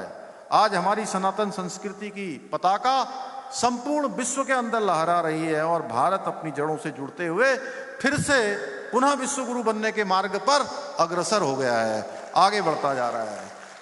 अब चाहे हम अयोध्या में लंबी प्रतीक्षा के बाद, जैसा सभी ने मेरे से पहले कहा कि लंबी प्रतीक्षा के बाद भगवान राम का भव्य और दिव्य मंदिर बनकर प्राण प्रतिष्ठा होकर अभी इस बार ध्वजा का भी कार्यक्रम हो चुका है और भगवान अपने घर में, अपने महल में अब अयोध्या में विराजमान हो चुके हैं। देवभूमि उत्तराखंड के अंदर आप सबको याद होगा 2013 में जब आपदा आई थी, भीषण आपदा से पूरा केदारनाथ का पूरा परिसर, केदार धाम पूरी तरह से क्षतिग्रस्त हो गया था, तहस नहस हो गया था। उसको फिर से नवनिर्माण करना, पुनः निर्माण करना, भव्य केदार और दिव्य केदार बनाना हो या भगवान बद्री विशाल का नया मास्टर प्लान बनाना हो या बाबा विश्वनाथ के गलियारे का। मुझे ध्यान है, मैं बहुत सालों पहले काशी गया था और तब मैंने देखा था वहां कि एक छोटा सा सकरा सा रास्ता हुआ करता था। यदि कोई महादेव का भक्त गंगा जी का जल लेकर भगवान को अर्पित करना चाहता है, जलाभिषेक करना चाहता था, तो उसको कई परेशानियों का सामना करना पड़ता था, उसको रास्ता नहीं मिलता था। भाइयों बहनों, अगर आज आप बाबा विश्वनाथ के गलियारे में जाएंगे, उस कॉरिडोर में जाएंगे तो ऐसा लगता है कि पूरा का पूरा हाईवे बन गया है। लाखों लाखों लोग एक दिन में दर्शन करते हैं, गंगा जी का जल लेकर भगवान महादेव को अर्पित करते हैं। या उज्जैन महाकाल में बना हुआ महाकाल लोक का निर्माण हो। आज सनातन धर्म की ये धर्म ध्वजा चारों ओर लहरा रही है। आदरणीय प्रधानमंत्री जी के मार्गदर्शन में देवभूमि उत्तराखंड में भी हमारी सरकार सांस्कृतिक विरासत के संरक्षण की दिशा में निरंतर कार्य कर रही है। हम जहां एक और केदारखंड और मानस खंड के मंदिर क्षेत्रों के सौंदर्यीकरण के लिए अनेकों कार्य कर रहे हैं, वहीं हम श्री कृष्ण यमुना तीर्थ सर्किट के निर्माण की दिशा में भी कार्य कर रहे हैं, जिसके अंतर्गत यमुना जी के अंतर्गत विभिन्न घाट और उनका सौंदर्यीकरण का काम किया जाएगा। इतना ही नहीं, आज हरिद्वार ऋषिकेश कॉरिडोर के साथ साथ शारदा कॉरिडोर, विवेकानंद कॉरिडोर और गोलजू कॉरिडोर के निर्माण की दिशा में भी कार्य किया जा रहा है। इसके अतिरिक्त हमने भारतीय संस्कृति और दर्शन इतिहास के गहन अध्ययन के लिए दून विश्वविद्यालय के सेंटर फॉर हिंदू स्टडीज की स्थापना भी दून विश्वविद्यालय देहरादून में कर दी गई है। हमारी सरकार द्वारा हरिद्वार में वर्ष 2027 में यहाँ पर भव्य कुंभ मेले का आयोजन भी होना है। उसको दिव्य और भव्य और सुरक्षित बनाने के लिए व्यापक स्तर पर तैयारियां की जा रही हैं। भाइयों बहनों, देवभूमि उत्तराखंड संपूर्ण भारत के नागरिकों के लिए आस्था, विश्वास और संस्कृति का पवित्र केंद्र रहा है। ऐसी देवभूमि के सांस्कृतिक मूल्यों और मूल स्वरूप को बनाए रखने के लिए हमारी सरकार ने जहां एक और जबरन धर्मांतरण के खिलाफ कठोर कानून लागू किया है, वहीं हम प्रदेश में लैंड जिहाद, लव जिहाद और थूक जिहाद जैसी घृणित मानसिकताओं के खिलाफ भी कड़ी कार्रवाई कर रहे हैं। इतना ही नहीं, हमने देवभूमि उत्तराखंड के अंदर दंगों की राजनीति करने वालों के खिलाफ एक सख्त दंगारोधी कानून बनाया है। वहीं हम प्रदेश में सरकारी भूमि पर अवैध रूप से कब्जा करने वालों के खिलाफ भी कड़ी कार्रवाई कर रहे हैं। हमने राज्य में हो रहे सुनियोजित लैंड जिहाद के खिलाफ कार्रवाई करते हुए 10,000 एकड़ से अधिक जमीन को इन लैंड जिहादियों के चंगुल से मुक्त करवाने का काम किया है, अतिक्रमण से मुक्त कराने का काम किया है। इतना ही नहीं, हमने देश में सबसे पहले समान नागरिक संहिता का कानून लागू कर सभी नागरिकों के लिए एक समान कानून की स्थापना भी की है। अब इस कानून के लागू हो जाने के बाद देवभूमि उत्तराखंड में कोई किसी पंथ का होगा, किसी समुदाय का होगा, किसी वर्ग का होगा, किसी जाति का होगा, सबके लिए एक समान न्याय व्यवस्था सुनिश्चित हो गई है। भाइयों बहनों, देवभूमि उत्तराखंड देवभूमि के साथ साथ पूरे देश और दुनिया के सनातनियों के लिए, धर्मावलंबियों के लिए एक पवित्र स्थान है, आस्था श्रद्धा का केंद्र है। यहाँ का नाम लेते ही लोगों के भाव बदल जाते हैं, उनके मन में, उनके विचारों में श्रद्धा आ जाती है। इसलिए देवभूमि के अंदर देवभूमि का देवत्व बना रहे, इसके लिए हम निरंतर काम कर रहे हैं। हमने उत्तराखंड में पनप रही विभाजनकारी मानसिकताओं पर अंकुश लगाने के लिए राज्य में नया कानून लागू करके मदरसा बोर्ड को समाप्त करने का भी निर्णय लिया है। अब उत्तराखंड में संचालित सभी विद्यालयों और मदरसों में सरकारी बोर्ड द्वारा निर्धारित पाठ्यक्रम ही पढ़ाया जाएगा। हम देवभूमि में कबीलाई मानसिकता को पनपाने वाले अलगाववादी केंद्र नहीं, बल्कि ज्ञान और शिक्षा के मंदिर स्थापित करना चाहते हैं। यही नहीं, हमने बच्चों को गुमराह करने वाले 250 से भी अधिक चलने वाले, ऐसे अवैध रूप से चलने वाले मदरसों को ताला लगाने का काम भी किया है। आप सभी जानते हैं, कुछ लोग हमारे धार्मिक स्थलों पर बेस बदलकर सनातन धर्म को बदनाम करने का षड्यंत्र कर रहे हैं। इसलिए हम उत्तराखंड में ऑपरेशन कालनेमी अभियान के माध्यम से ऐसे पाखंडियों पर जो धर्म के मार्ग पर बाधा बनने का काम कर रहे हैं, धार्मिक भावनाओं को आहत करने का काम कर रहे हैं, सनातन को बदनाम करने का काम कर रहे हैं, ऐसे पाखंडियों पर हम कड़ी कार्रवाई भी कर रहे हैं। भाइयों बहनों, आदरणीय प्रधानमंत्री श्री नरेंद्र मोदी जी के नेतृत्व में और उनके मार्गदर्शन में हमारी सरकार उत्तराखंड को देश की आध्यात्मिक राजधानी के रूप में स्थापित करने के लिए विकल्प रहित संकल्प को सिद्धि तक पहुंचाने के लिए निरंतर कार्य कर रही है। मुझे पूरा विश्वास है, हमारे इस संकल्प को साकार करने में गायत्री परिवार के आप सभी धर्म ध्वजवाहक अपने समर्पण से, साधना और सेवा के माध्यम से इसी प्रकार अपना सहयोग, अपना मार्गदर्शन, अपना आशीर्वाद प्रदान करते रहेंगे और हम सभी मिलकर सनातन संस्कृति के इस विराट संदेश को संपूर्ण विश्व में पहुंचाने में अवश्य सफल होंगे। इन्हीं शब्दों के साथ मैं पुनः आप सभी को अखिल विश्व गायत्री परिवार द्वारा किए जा रहे युग निर्माण कार्य के लिए अपनी शुभकामनाएं देता हूं और युग दृष्टा आचार्य जी और स्नेहमयी माता जी के चरण कमलों को नमन करते हुए अपनी वाणी को विराम देता हूं। बहुत बहुत धन्यवाद। माननीय मुख्यमंत्री जी के इस उत्साहजनक और प्रेरक उद्बोधन के लिए एक बार पुनः दोनों हाथों पर उठा के जोरदार तालियों से आपका अभिनंदन करते हैं। और अब अवसर है, इस अवसर पर कुछ विमोचन का। शताब्दी संगठन संदर्शिका, इसका यहाँ पर विमोचन किया जा रहा है। साथ ही साथ प्रज्ञा अभियान विशेषांक का यहाँ पर विमोचन किया जा रहा है। आप सभी अपनी स्थान पर बैठे रहें, अभी यह क्रम इसके आगे भी जारी रहेगा। जोरदार तालियों से अभिनंदन करते हैं। शताब्दी संगठन संदर्शिका का यहाँ पर माननीय अतिथियों के माध्यम से विमोचन हो रहा है। साथ ही साथ प्रज्ञा अभियान विशेषांक, हमारा प्रज्ञा अभियान पाक्षिक जन जन के बीच में सकारात्मक खबरें फैलाने का एक माध्यम, स्मृति चिन्ह अब यहाँ पर हम प्रदान कर रहे हैं। सर, हमारे परम आदरणीय डॉक्टर चिन्मय पांड्या जी के माध्यम से माननीय मुख्यमंत्री आदरणीय श्री पुष्कर सिंह धामी जी को स्मृति चिन्ह दिया जा रहा है। जोरदार तालियों से सभी अभिनंदन करते जाएं। हमारे आज के इस अवसर पर विशेष रूप से पधारे हमारे समस्त अतिथियों को यहाँ पर स्मृति चिन्ह प्रदान किए जा रहे हैं। जोरदार तालियां आप सब बजाते रहें। सम्मान स्मृति चिन्ह प्रदान कर रहे हैं परमादरणीय डॉक्टर चिन्मय पांड्या जी, आदरणीय श्री गजेंद्र सिंह शेखावत जी को। जोरदार तालियां सभी की ओर से। और साथ ही साथ मंच पर पधार रहे हमारे समस्त अतिथियों का आदरणीय स्वामी सतपाल महाराज जी का भी विशेष सम्मान कर रहे हैं। हमारे व्यवस्थापक महोदय श्री गिरी जी, आदरणीय तिवारी जी से निवेदन, कृपया वे भी यहाँ पर पधार रहे हैं। और स्वागत सम्मान डॉक्टर राजेश्वर जी का, श्री विनय रोहेला जी का यहाँ पर किया जा रहा है। अब यहाँ पर विशिष्ट व्यक्तित्व सम्मान का क्रम हम सब शीघ्रता से संपन्न करने जा रहे हैं। आज के इस अवसर पर विशिष्ट व्यक्तित्व सम्मान के लिए मंच पर हम आमंत्रित करते हैं श्री मनोज टिबरेवाल जी को। डायनामाइट न्यूज से आप हैं, जोरदार तालियों से आपका अभिनंदन। श्री के नारायण राव जी, कार्यकारी निदेशक Delhi international airport limited. Shri Ramesh Bhatt ji, वरिष्ठ एंकर। श्री दिनेश कर्णपाल जी, वरिष्ठ पत्रकार। आचार्य डॉक्टर दयाशंकर विद्यालंकार जी।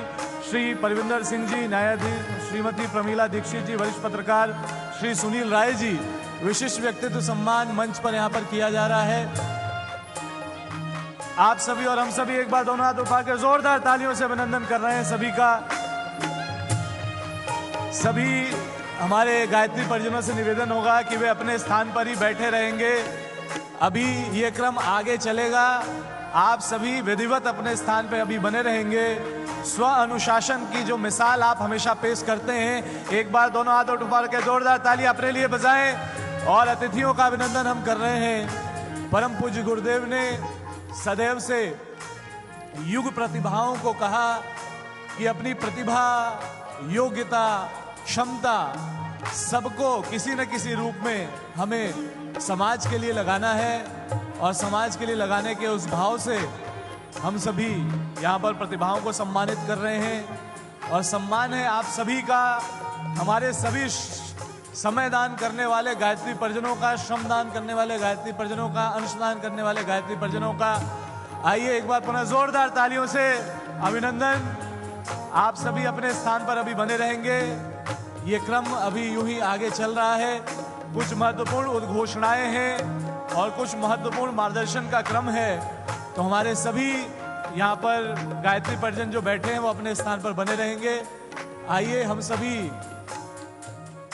परम वंदनीय माता जी की जन्म शताब्दी, अखंड दीपक के अवतरण की जन्म शताब्दी, परम पूज्य गुरुदेव की तप साधना की जन्म शताब्दी, इस पूरे के पूरे क्रम को, इस ऐतिहासिक त्रिवेणी आयोजन को हम भावपूर्वक होता देख रहे हैं। आइए देव शक्तियों को नमन करते हुए इस क्रम में आगे बढ़ेंगे। लेकिन आप सभी गायत्री परिजन बैठे रहेंगे। अभी कुछ आगे के महत्वपूर्ण उद्घोषणा एवं सूचना एवं कुछ उद्बोधन के क्रम होंगे। आप सभी अपने स्थान पर बने रहेंगे।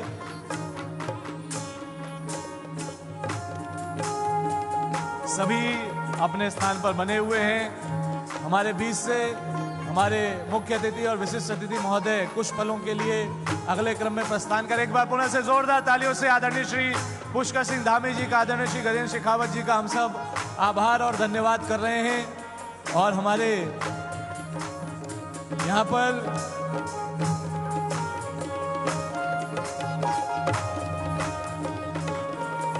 सभी अपने स्थान पर बने रहें। आइए अब हम इस क्रम में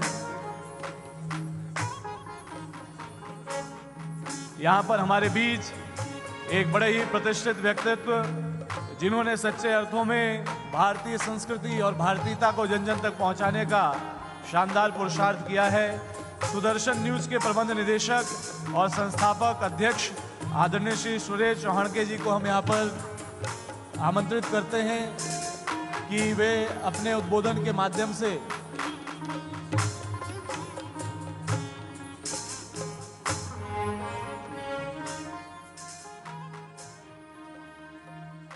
आदरणीय श्री सुरेश चौहानके जी से निवेदन है कि यहाँ पर कुछ शब्द, आपके भाव आप सभी के लिए प्रस्तुत करें। जी, सभी अपने स्थान पर अभी बने रहेंगे। शांति पाठ के बाद प्रस्थान है। एक महत्वपूर्ण मार्गदर्शन संदेश आप सब सुने।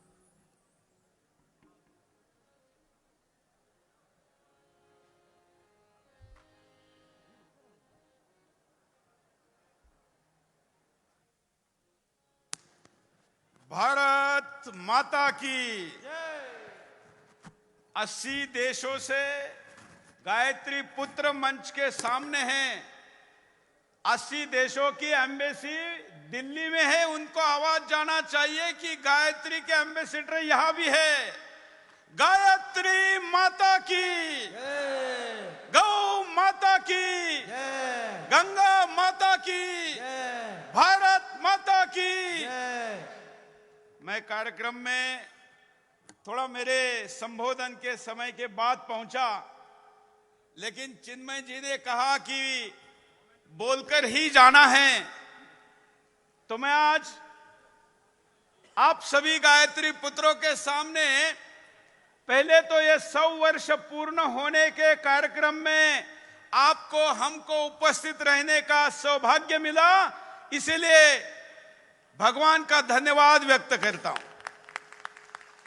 हमारे यहां पर ऐसा मानते हैं कि कहां पहुंचना है, कब किसने कहां जाना है, किसके मिलना है, यह सब कुछ पहले से तय होता है ना। तो आज 100 वर्ष के शताब्दी समारोह में आप यहां पर आएंगे, यह आपके जन्म के साथ ही भगवान ने लिख दिया था। तो आपके भाग्य में क्यों लिखा? क्योंकि आपके माता पिता ने पुण्य कर्म किया, आपने अपने जीवन में पुण्य कर्म किया, और उस पुण्य का फल यह होता है कि ऐसे समारोह में, ऐसे तीर्थों में व्यक्ति पहुंच सकता है। नहीं तो संख्या तो बहुत है। ये जो दीप 100 वर्षों से जल रहा है, इसने करोड़ों लोगों को जो मार्गदर्शन किया, उनके जीवन में जो उजाला लाया, उस कारण कितने करोड़ लोगों की नशा छुटी होगी, कितने करोड़ लोग सतमार्ग पर चले होंगे, वो संख्या तो अगणित होगी। मैं क्योंकि धर्म के रक्षा का काम करता हूं, केवल न्यूज चैनल नहीं चलाता हूं। आपको पता होगा सुदर्शन न्यूज चैनल इस देश के गद्दारों के सीने पर बैठकर उनको ठोकता है, और ये काम मैं एक सैनिक के रूप में करता हूं। और मुझे वही परिवार बुलाते हैं अपने कार्यक्रमों में जिनमें मर्दानगी होती है। और चिन्मय पंड्या जी भले ही शांति से बात करते हैं, लेकिन उनको पता है कि सुरेश चौहानके का कहाँ सदुपयोग करना है, और इसलिए आज आपके सामने बोलने के लिए उपस्थित किया है। मित्रों, 100 वर्ष इस दीप प्रज्वलन को हुए। आप निश्चित चाहते होंगे कि और 100 वर्ष हुए। चाहते हैं? चाहते ही है, हाथ ऊपर करिए। 100 वर्ष चाहते ना, और 100वां वर्ष मनाने का उत्सव भी आए और हम उसमें रहे। लेकिन मैं आपको पूछना चाहता हूं, पिछले 100 वर्ष तुलना में आसान थे, अगले 100 वर्ष ज्यादा मुश्किल है, क्योंकि पिछले 100 वर्षों में हमारे पास संख्या थी, जनसंख्या थी। आज मैं इतने सारे भक्तों को पूछता हूं, सज्जन शक्ति को, कितने बच्चों किसके पास 4 बच्चे हैं? हाथ उठाइए जरा, 4 बच्चे वाले माता पिता। देखिए 1 2 3 हाथ उठे, 4 हाथ भी नहीं प्रॉपर उठे। और यही प्रश्न अगर मैं उधर पूछता तो कहां से गिनती शुरू करनी पड़ती? तो फिर संख्या 100 वर्षों बाद संख्या उनकी रहेगी कि आपकी रहेगी? अगर उनकी रहेगी तो आपका हमारा ये दीपक, ये नंदा दीपक 100 वर्ष बाद जलेगा क्या? प्रश्न है कि नहीं? किसको लगता है कि यह समस्या है? हाथ उठाकर बताइए कि आप सहमत हैं? और इसलिए मित्रों, केवल घर में दीपक नहीं जलाना है, अपने पुत्रों का, पुत्री का, अपने अगले वंश का दीपक भी जलाना चाहिए, तभी हिंदू धर्म टिकेगा। ऐसे आश्रम, ऐसे पंथ, ऐसे संप्रदाय, ऐसे भक्त लोग पाकिस्तान में भी थे, लेकिन विभाजन के बाद वहां जलते हुए नंदा दीप आज जल रहे हैं क्या? मैं आपको पूछता हूं, जल रहे हैं क्या? नहीं, क्योंकि वह हिंदू ही नहीं बचा तो दीपक लगाएगा कौन? परंपरा को आगे बढ़ाया कौन? और इसलिए यह परंपरा आगे बढ़ने के लिए आज इस देवभूमि हरिद्वार में आज हमने इस 100 वर्ष के शताब्दी समारोह में एक माता के नाम पर समारोह है, और उस माता के चरणों में वंदन करके, माता भगवती देवी शर्मा जी का स्मरण करके संकल्प लेना चाहिए कि हर हिंदू ने कम से कम 1 बेटा, 2 से ज्यादा अतिरिक्त धर्म रक्षा के लिए भी बनाना चाहिए। और वो जो अतिरिक्त बच्चा होगा, अतिरिक्त इसलिए कहना पड़ रहा है, वैसे आप सब धार्मिक लोग हैं, बताइए अभी मैं तो महाराष्ट्र से हूं, हमारे अभी भी कुछ वर्ष पहले आशीर्वाद दिया जाता था, अष्टपुत्र सौभाग्यवती भव। ये इधर भी देते थे क्या? मतलब 8 पुत्र होने चाहिए। आज लोग कहेंगे कि अरे ये शिक्षा इतनी महंगी हो गई, फलाना इतना महंगा हो गया। तो मैं आज एक घोषणा करता हूं इस मंच से, 2 से ज्यादा जो बच्चे पैदा करेगा उसका 3रा 4था बच्चे की शिक्षा की जिम्मेवारी सुरेश चौहान के लेने के लिए तैयार है। हम गुरुकुल प्रारंभ कर रहे हैं, उसमें उस बच्चे को पढ़ाएंगे, और मेरे बच्चे के लिए जो मैंने सोचा है वही उनके लिए सोचा है। मित्रों, हर काल में एक अलग मांग होती है। ये काल संख्या मांगता है। यहां मुख्यमंत्री बैठे थे मंच पर, भाई मुख्यमंत्री तो तभी बनेगा ना कोई हिंदू जब मतदाता हिंदू रहेगा। मैं राजनीति की बात नहीं कर रहा हूं, हमें दलों से मतलब नहीं है, लेकिन देश से तो मतलब है ना। सोचिए, अगर दिल्ली के गद्दी पे कल कोई औरंगजेब बैठेगा तो गायत्री परिवार के मठ मंदिर सुरक्षित रहेंगे क्या? तब तो फिर काशी विश्वनाथ भी सुरक्षित नहीं रहता, पंढरपुर का पांडुरंग भी सुरक्षित नहीं रहता, और मथुरा का कान्हा भी सुरक्षित नहीं रहता। जब कोई खिलजी बैठता है तो किसी राजा की पद्मिनी भी सुरक्षित नहीं रहती, और किसी की बेटी भी सुरक्षित नहीं रहती। आप लोग सहमत है क्या? लेकिन मैं बोलते जा रहा हूं, कौन कौन सहमत है? आपको लगता है कि यह देश की समस्या है? दोनों हाथ उठाकर कहिए, जय श्री राम, जय श्री राम। और मेरे साथ संकल्प लीजिए, मुट्ठी नीचे नहीं करनी है। आप सज्जन हैं। स्वामी विवेकानंद कहते हैं कि मुझे दुर्जनों के दुष्टता का इतना डर नहीं जितना सज्जनों की निष्क्रियता का है। और गायत्री परिवार का सज्जन निष्क्रिय नहीं है, सक्रिय है। इसलिए संकल्प लेना है हाथ ऊपर उठाकर। मेरे साथ कहेंगे, हम सब गायत्री माता के पुत्र हरिद्वार देवभूमि में शपथ लेते हैं, संकल्प लेते हैं, वचन देते हैं, राष्ट्र धर्म के लिए, हमारी संस्कृति के लिए हमें जो भी लड़ाई करनी होगी, जो भी संघर्ष करना होगा, वो करने के लिए हम तैयार हैं, हम प्रतिबद्ध हैं। आज हमारा यह संकल्प अपने गुरु के चरणों में, अपने कुल देवता के चरणों में, माता गायत्री के चरणों में समर्पित करते हैं और ये वचन देते हैं, राष्ट्र धर्म को जब भी जरूरत होगी, जो भी जरूरत होगी, उसे पूरा करने के लिए हम सदैव तैयार रहेंगे, हम सदैव तैयार रहेंगे। और अभी एक बार जोर से कहना, हम सदैव। आपका बहुत बहुत धन्यवाद, शुभकामनाएं, भारत माता की जय। हम सभी बड़े भावपूर्वक आदरणीय श्री सुरेश जी का धन्यवाद करते हैं। एक बार जोरदार तालियों से आपका अभिनंदन करें। और अब मैं चाहूंगा एक बार सभी गायत्री परिजन दोनों हाथ ऊपर उठाएं और जोरदार ताली अपने लिए भी बजाएं कि इतने शानदार स्वानुशासित भाव से आप सब यहां पर रहे। एक महत्वपूर्ण सूचना है, इसे बहुत ही ध्यान से आप सुनेंगे। आज शाम 3 बजे इसी मंच पर परम श्रद्धेया शैल जी का आगमन प्रस्तावित है, श्रद्धा संवर्धन गोष्ठी हेतु। अतः जो कुछ भी कार्यक्रम इस बीच के हैं, उसे समय से पूर्व पूर्ण करके शाम 3 बजे आज आप सभी परिजन यहाँ पर विधिवत स्थान ले लेंगे।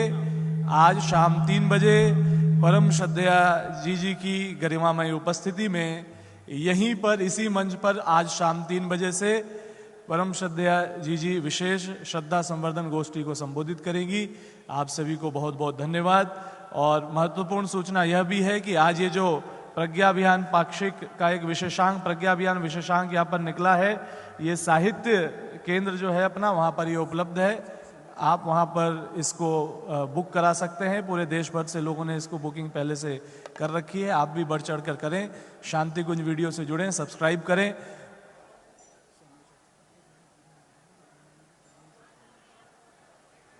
जो भी क्रम है, समूह चर्चा इत्यादि के तेज क्यों ना हो, 3 बजे, पर वो कभी महाभारत की गांधारी की तरह आंख पर पट्टी बांधे नहीं रहता।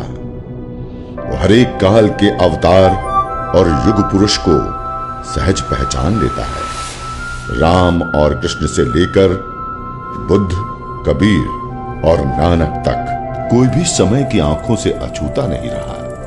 सभी समय के द्वारा सहज पहचाने गए। 20 सितंबर 1911 कृष्ण त्रयोदशी को प्रातः 9 बजे उत्तर प्रदेश के आगरा जिले के आमलखेड़ा गांव में प्रख्यात भागवताचार्य पंडित रूप किशोर शर्मा और धर्मशील माता दान कुंवरी के घर किलकारी गूंजी और बालक के रूप में दिव्य सत्ता का अवतरण हुआ। मां और पिता ने बालक का नाम रखा श्री राम।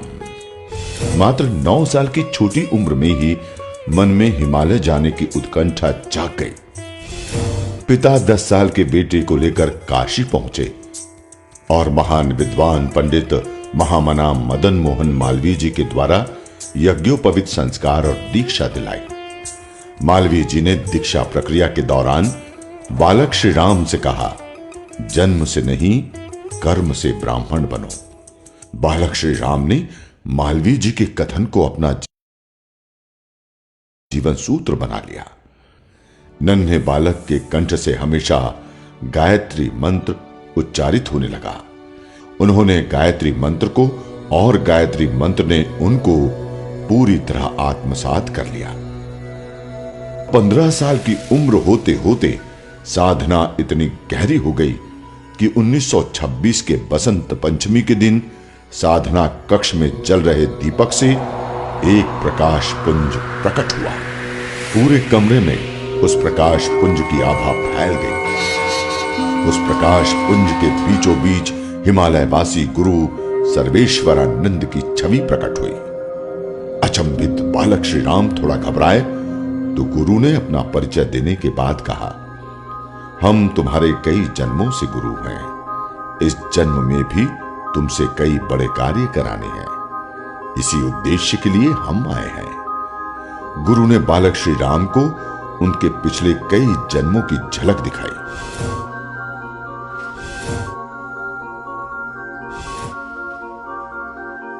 श्री राम ने पूर्ण समर्पण के साथ गुरु का वंदन किया। शिष्यता का बोध होने के बाद गुरु ने 3 लक्ष्य दिए। पहला, 24 वर्ष में 24 गायत्री महापुरस्चरण करना। दूसरा, एक संगठन का निर्माण करना और अखंड ज्योति नाम की पत्रिका निकालकर विचार क्रांति अभियान का सूत्रपात करना। और तीसरा, युग धर्म अपनाते हुए स्वतंत्रता आंदोलन में सक्रिय भागीदारी करना। फिर गुरु के बताए निर्देशों के अनुसार जीवन चल पड़ा। श्री राम शर्मा आचार्य ने भारतीय ऋषि परंपरा और अध्यात्म के विघटित तत्वों को इकट्ठा किया, उनका समन्वय किया और भारतीय समाज की चेतना को जागृत करने में जुट गए। इसी के साथ सिर्फ जौ की रोटी और छाछ के साथ गायत्री महापुरस्चरण अनुष्ठान के क्रम आरंभ हो गए। साधना का क्रम सतत वर्षों तक निर्बाध चलता रहा। उन्होंने गायत्री मंत्र की पुनर्वापसी कराई, मंत्र को कील के बंधन से मुक्त कर आम जन का बनाया। ऋषि परंपरा को नई धार दी, नई पहचान दी, प्राचीन विरासत को फिर से नई ऊंचाई दी।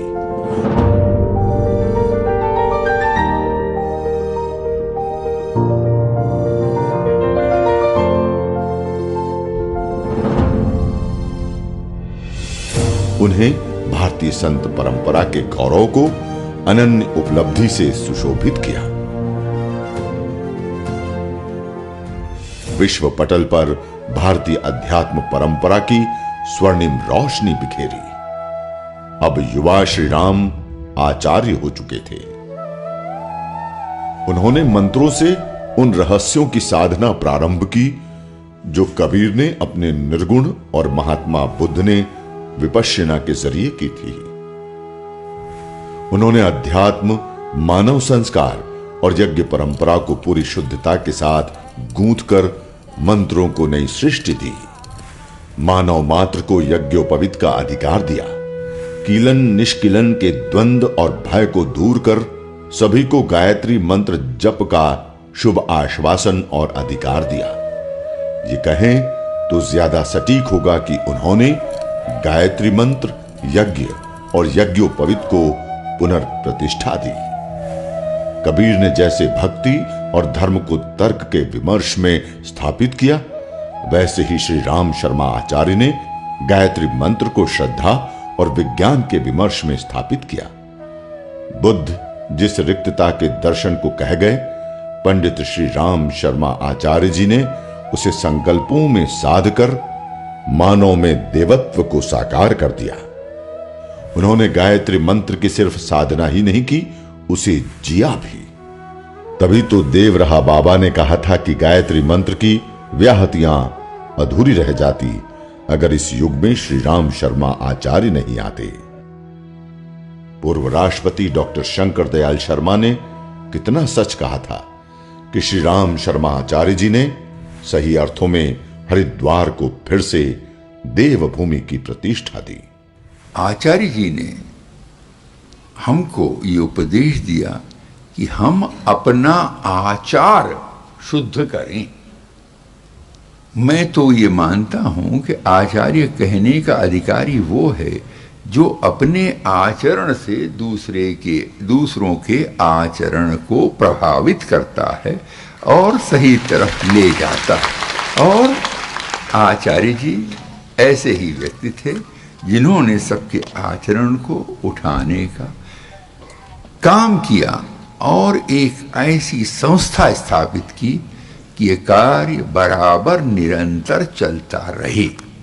हमें इसको करना है। आध्यात्मिक शिखर के बीच युग धर्म का बोध लिए युवा श्री राम देश के स्वतंत्रता आंदोलन में कूद पड़े।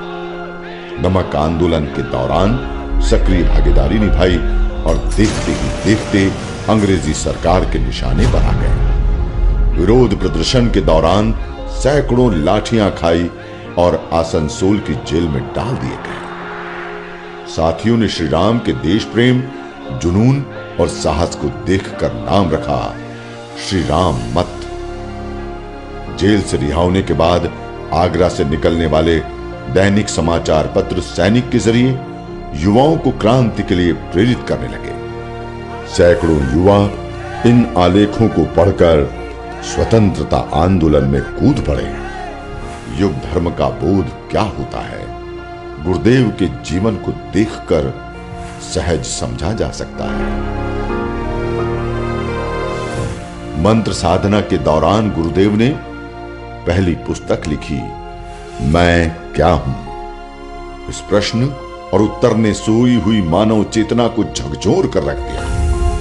हजारों लाखों प्रबुद्ध इस एक आवाज पर निकल पड़े और खुद को विचार क्रांति अभियान में सौंप दिया। शरीर पर पीले वस्त्र डाले ये सेनानी विचार क्रांति के रथ को लेकर गांव-गांव तक निकल पड़े। 21वीं सदी उज्जवल भविष्य का नारा पूरे भारत में गूंजने लगा। 1940 में मासिक पत्रिका अखंड ज्योति का पहला अंक आया। फिर विचार क्रांति अभियान को और तीव्रता मिली। 1953 में मथुरा में गायत्री तपोभूमि की स्थापना हुई और जीवंत तीर्थ बनकर तैयार हुआ। पूज्य गुरुदेव के लेखन का क्रम चलता रहा। पूज्य गुरुदेव ने गायत्री महाविज्ञान समेत हजारों किताबें लिखी, प्राचीन ग्रंथों पर अपने विचार रखे, सैकड़ों आर्ष ग्रंथों का अनुवाद किया। इसी को देखते हुए विद्वानों ने उन्हें ज्ञानी नाम अग्रगण्यम कहा, अर्थात ज्ञानियों की गिनती में सबसे आगे। 20 जून 1971 को गुरुदेव ने मथुरा को हमेशा के लिए छोड़ दिया और हरिद्वार आ गए। उनके साथ ही 1926 से सतत जल रहा अद्वितीय आस्था का प्रतीक अखंड दीप भी हरिद्वार आ गया। इससे पहले पूज्य गुरुदेव ने अपने हिमालयवासी गुरु के निर्देश पर 1956 में विशाल नरमेध यज्ञ किया। 1958 में सहस्त्र कुंडीय गायत्री महायज्ञ हुआ, जिसमें देश भर के गायत्री उपासक शामिल हुए। पूज्य गुरुदेव ने इन यज्ञों के जरिए मानव चेतना को फिर से आगाह किया कि गायत्री मंत्र साध्य भी है और साधन भी। यह आत्मशक्ति का उपासक प्रबल संकल्प शक्ति का प्रतीक है। यह विज्ञान और लोक का मिलन बिंदु भी है। पूज्य पंडित श्री राम शर्मा आचार्य जी सच्चे अर्थों में भारतीय पुनर्जागरण के पुरोधा थे। वे लोक मंगल के ध्वजवाहक थे। वो विषमताओं को तोड़कर नई समता गढ़ने वाले आदि शिल्पकार थे। उन्होंने यज्ञ और ऋषि परंपरा के जरिए भारतीय समाज को पुनर्गठित किया। उन्होंने जाति के बंधनों को तोड़ा और इस सूत्र को स्थापित किया कि सेवा ही मानव का परम धर्म है। उन्होंने आस्थावानों और श्रद्धालुओं को नया मंत्र दिया, बो और काटो। उन्होंने जड़ चेतन में भगवान को पहचानने की पद्धति दी। उन्होंने मनुष्य को भटका हुआ देवता कहा। 1960 और 1971 गुरुदेव ने अपने गुरु के संरक्षण में 2 बार हिमालय की यात्रा की और वहां कठोर तपश्चर्या की। दूसरी हिमालय यात्रा से लौटने के बाद गुरुदेव शांति कुंज को सुविकसित करने में जुट गए। देश भर की यात्रा की, लाखों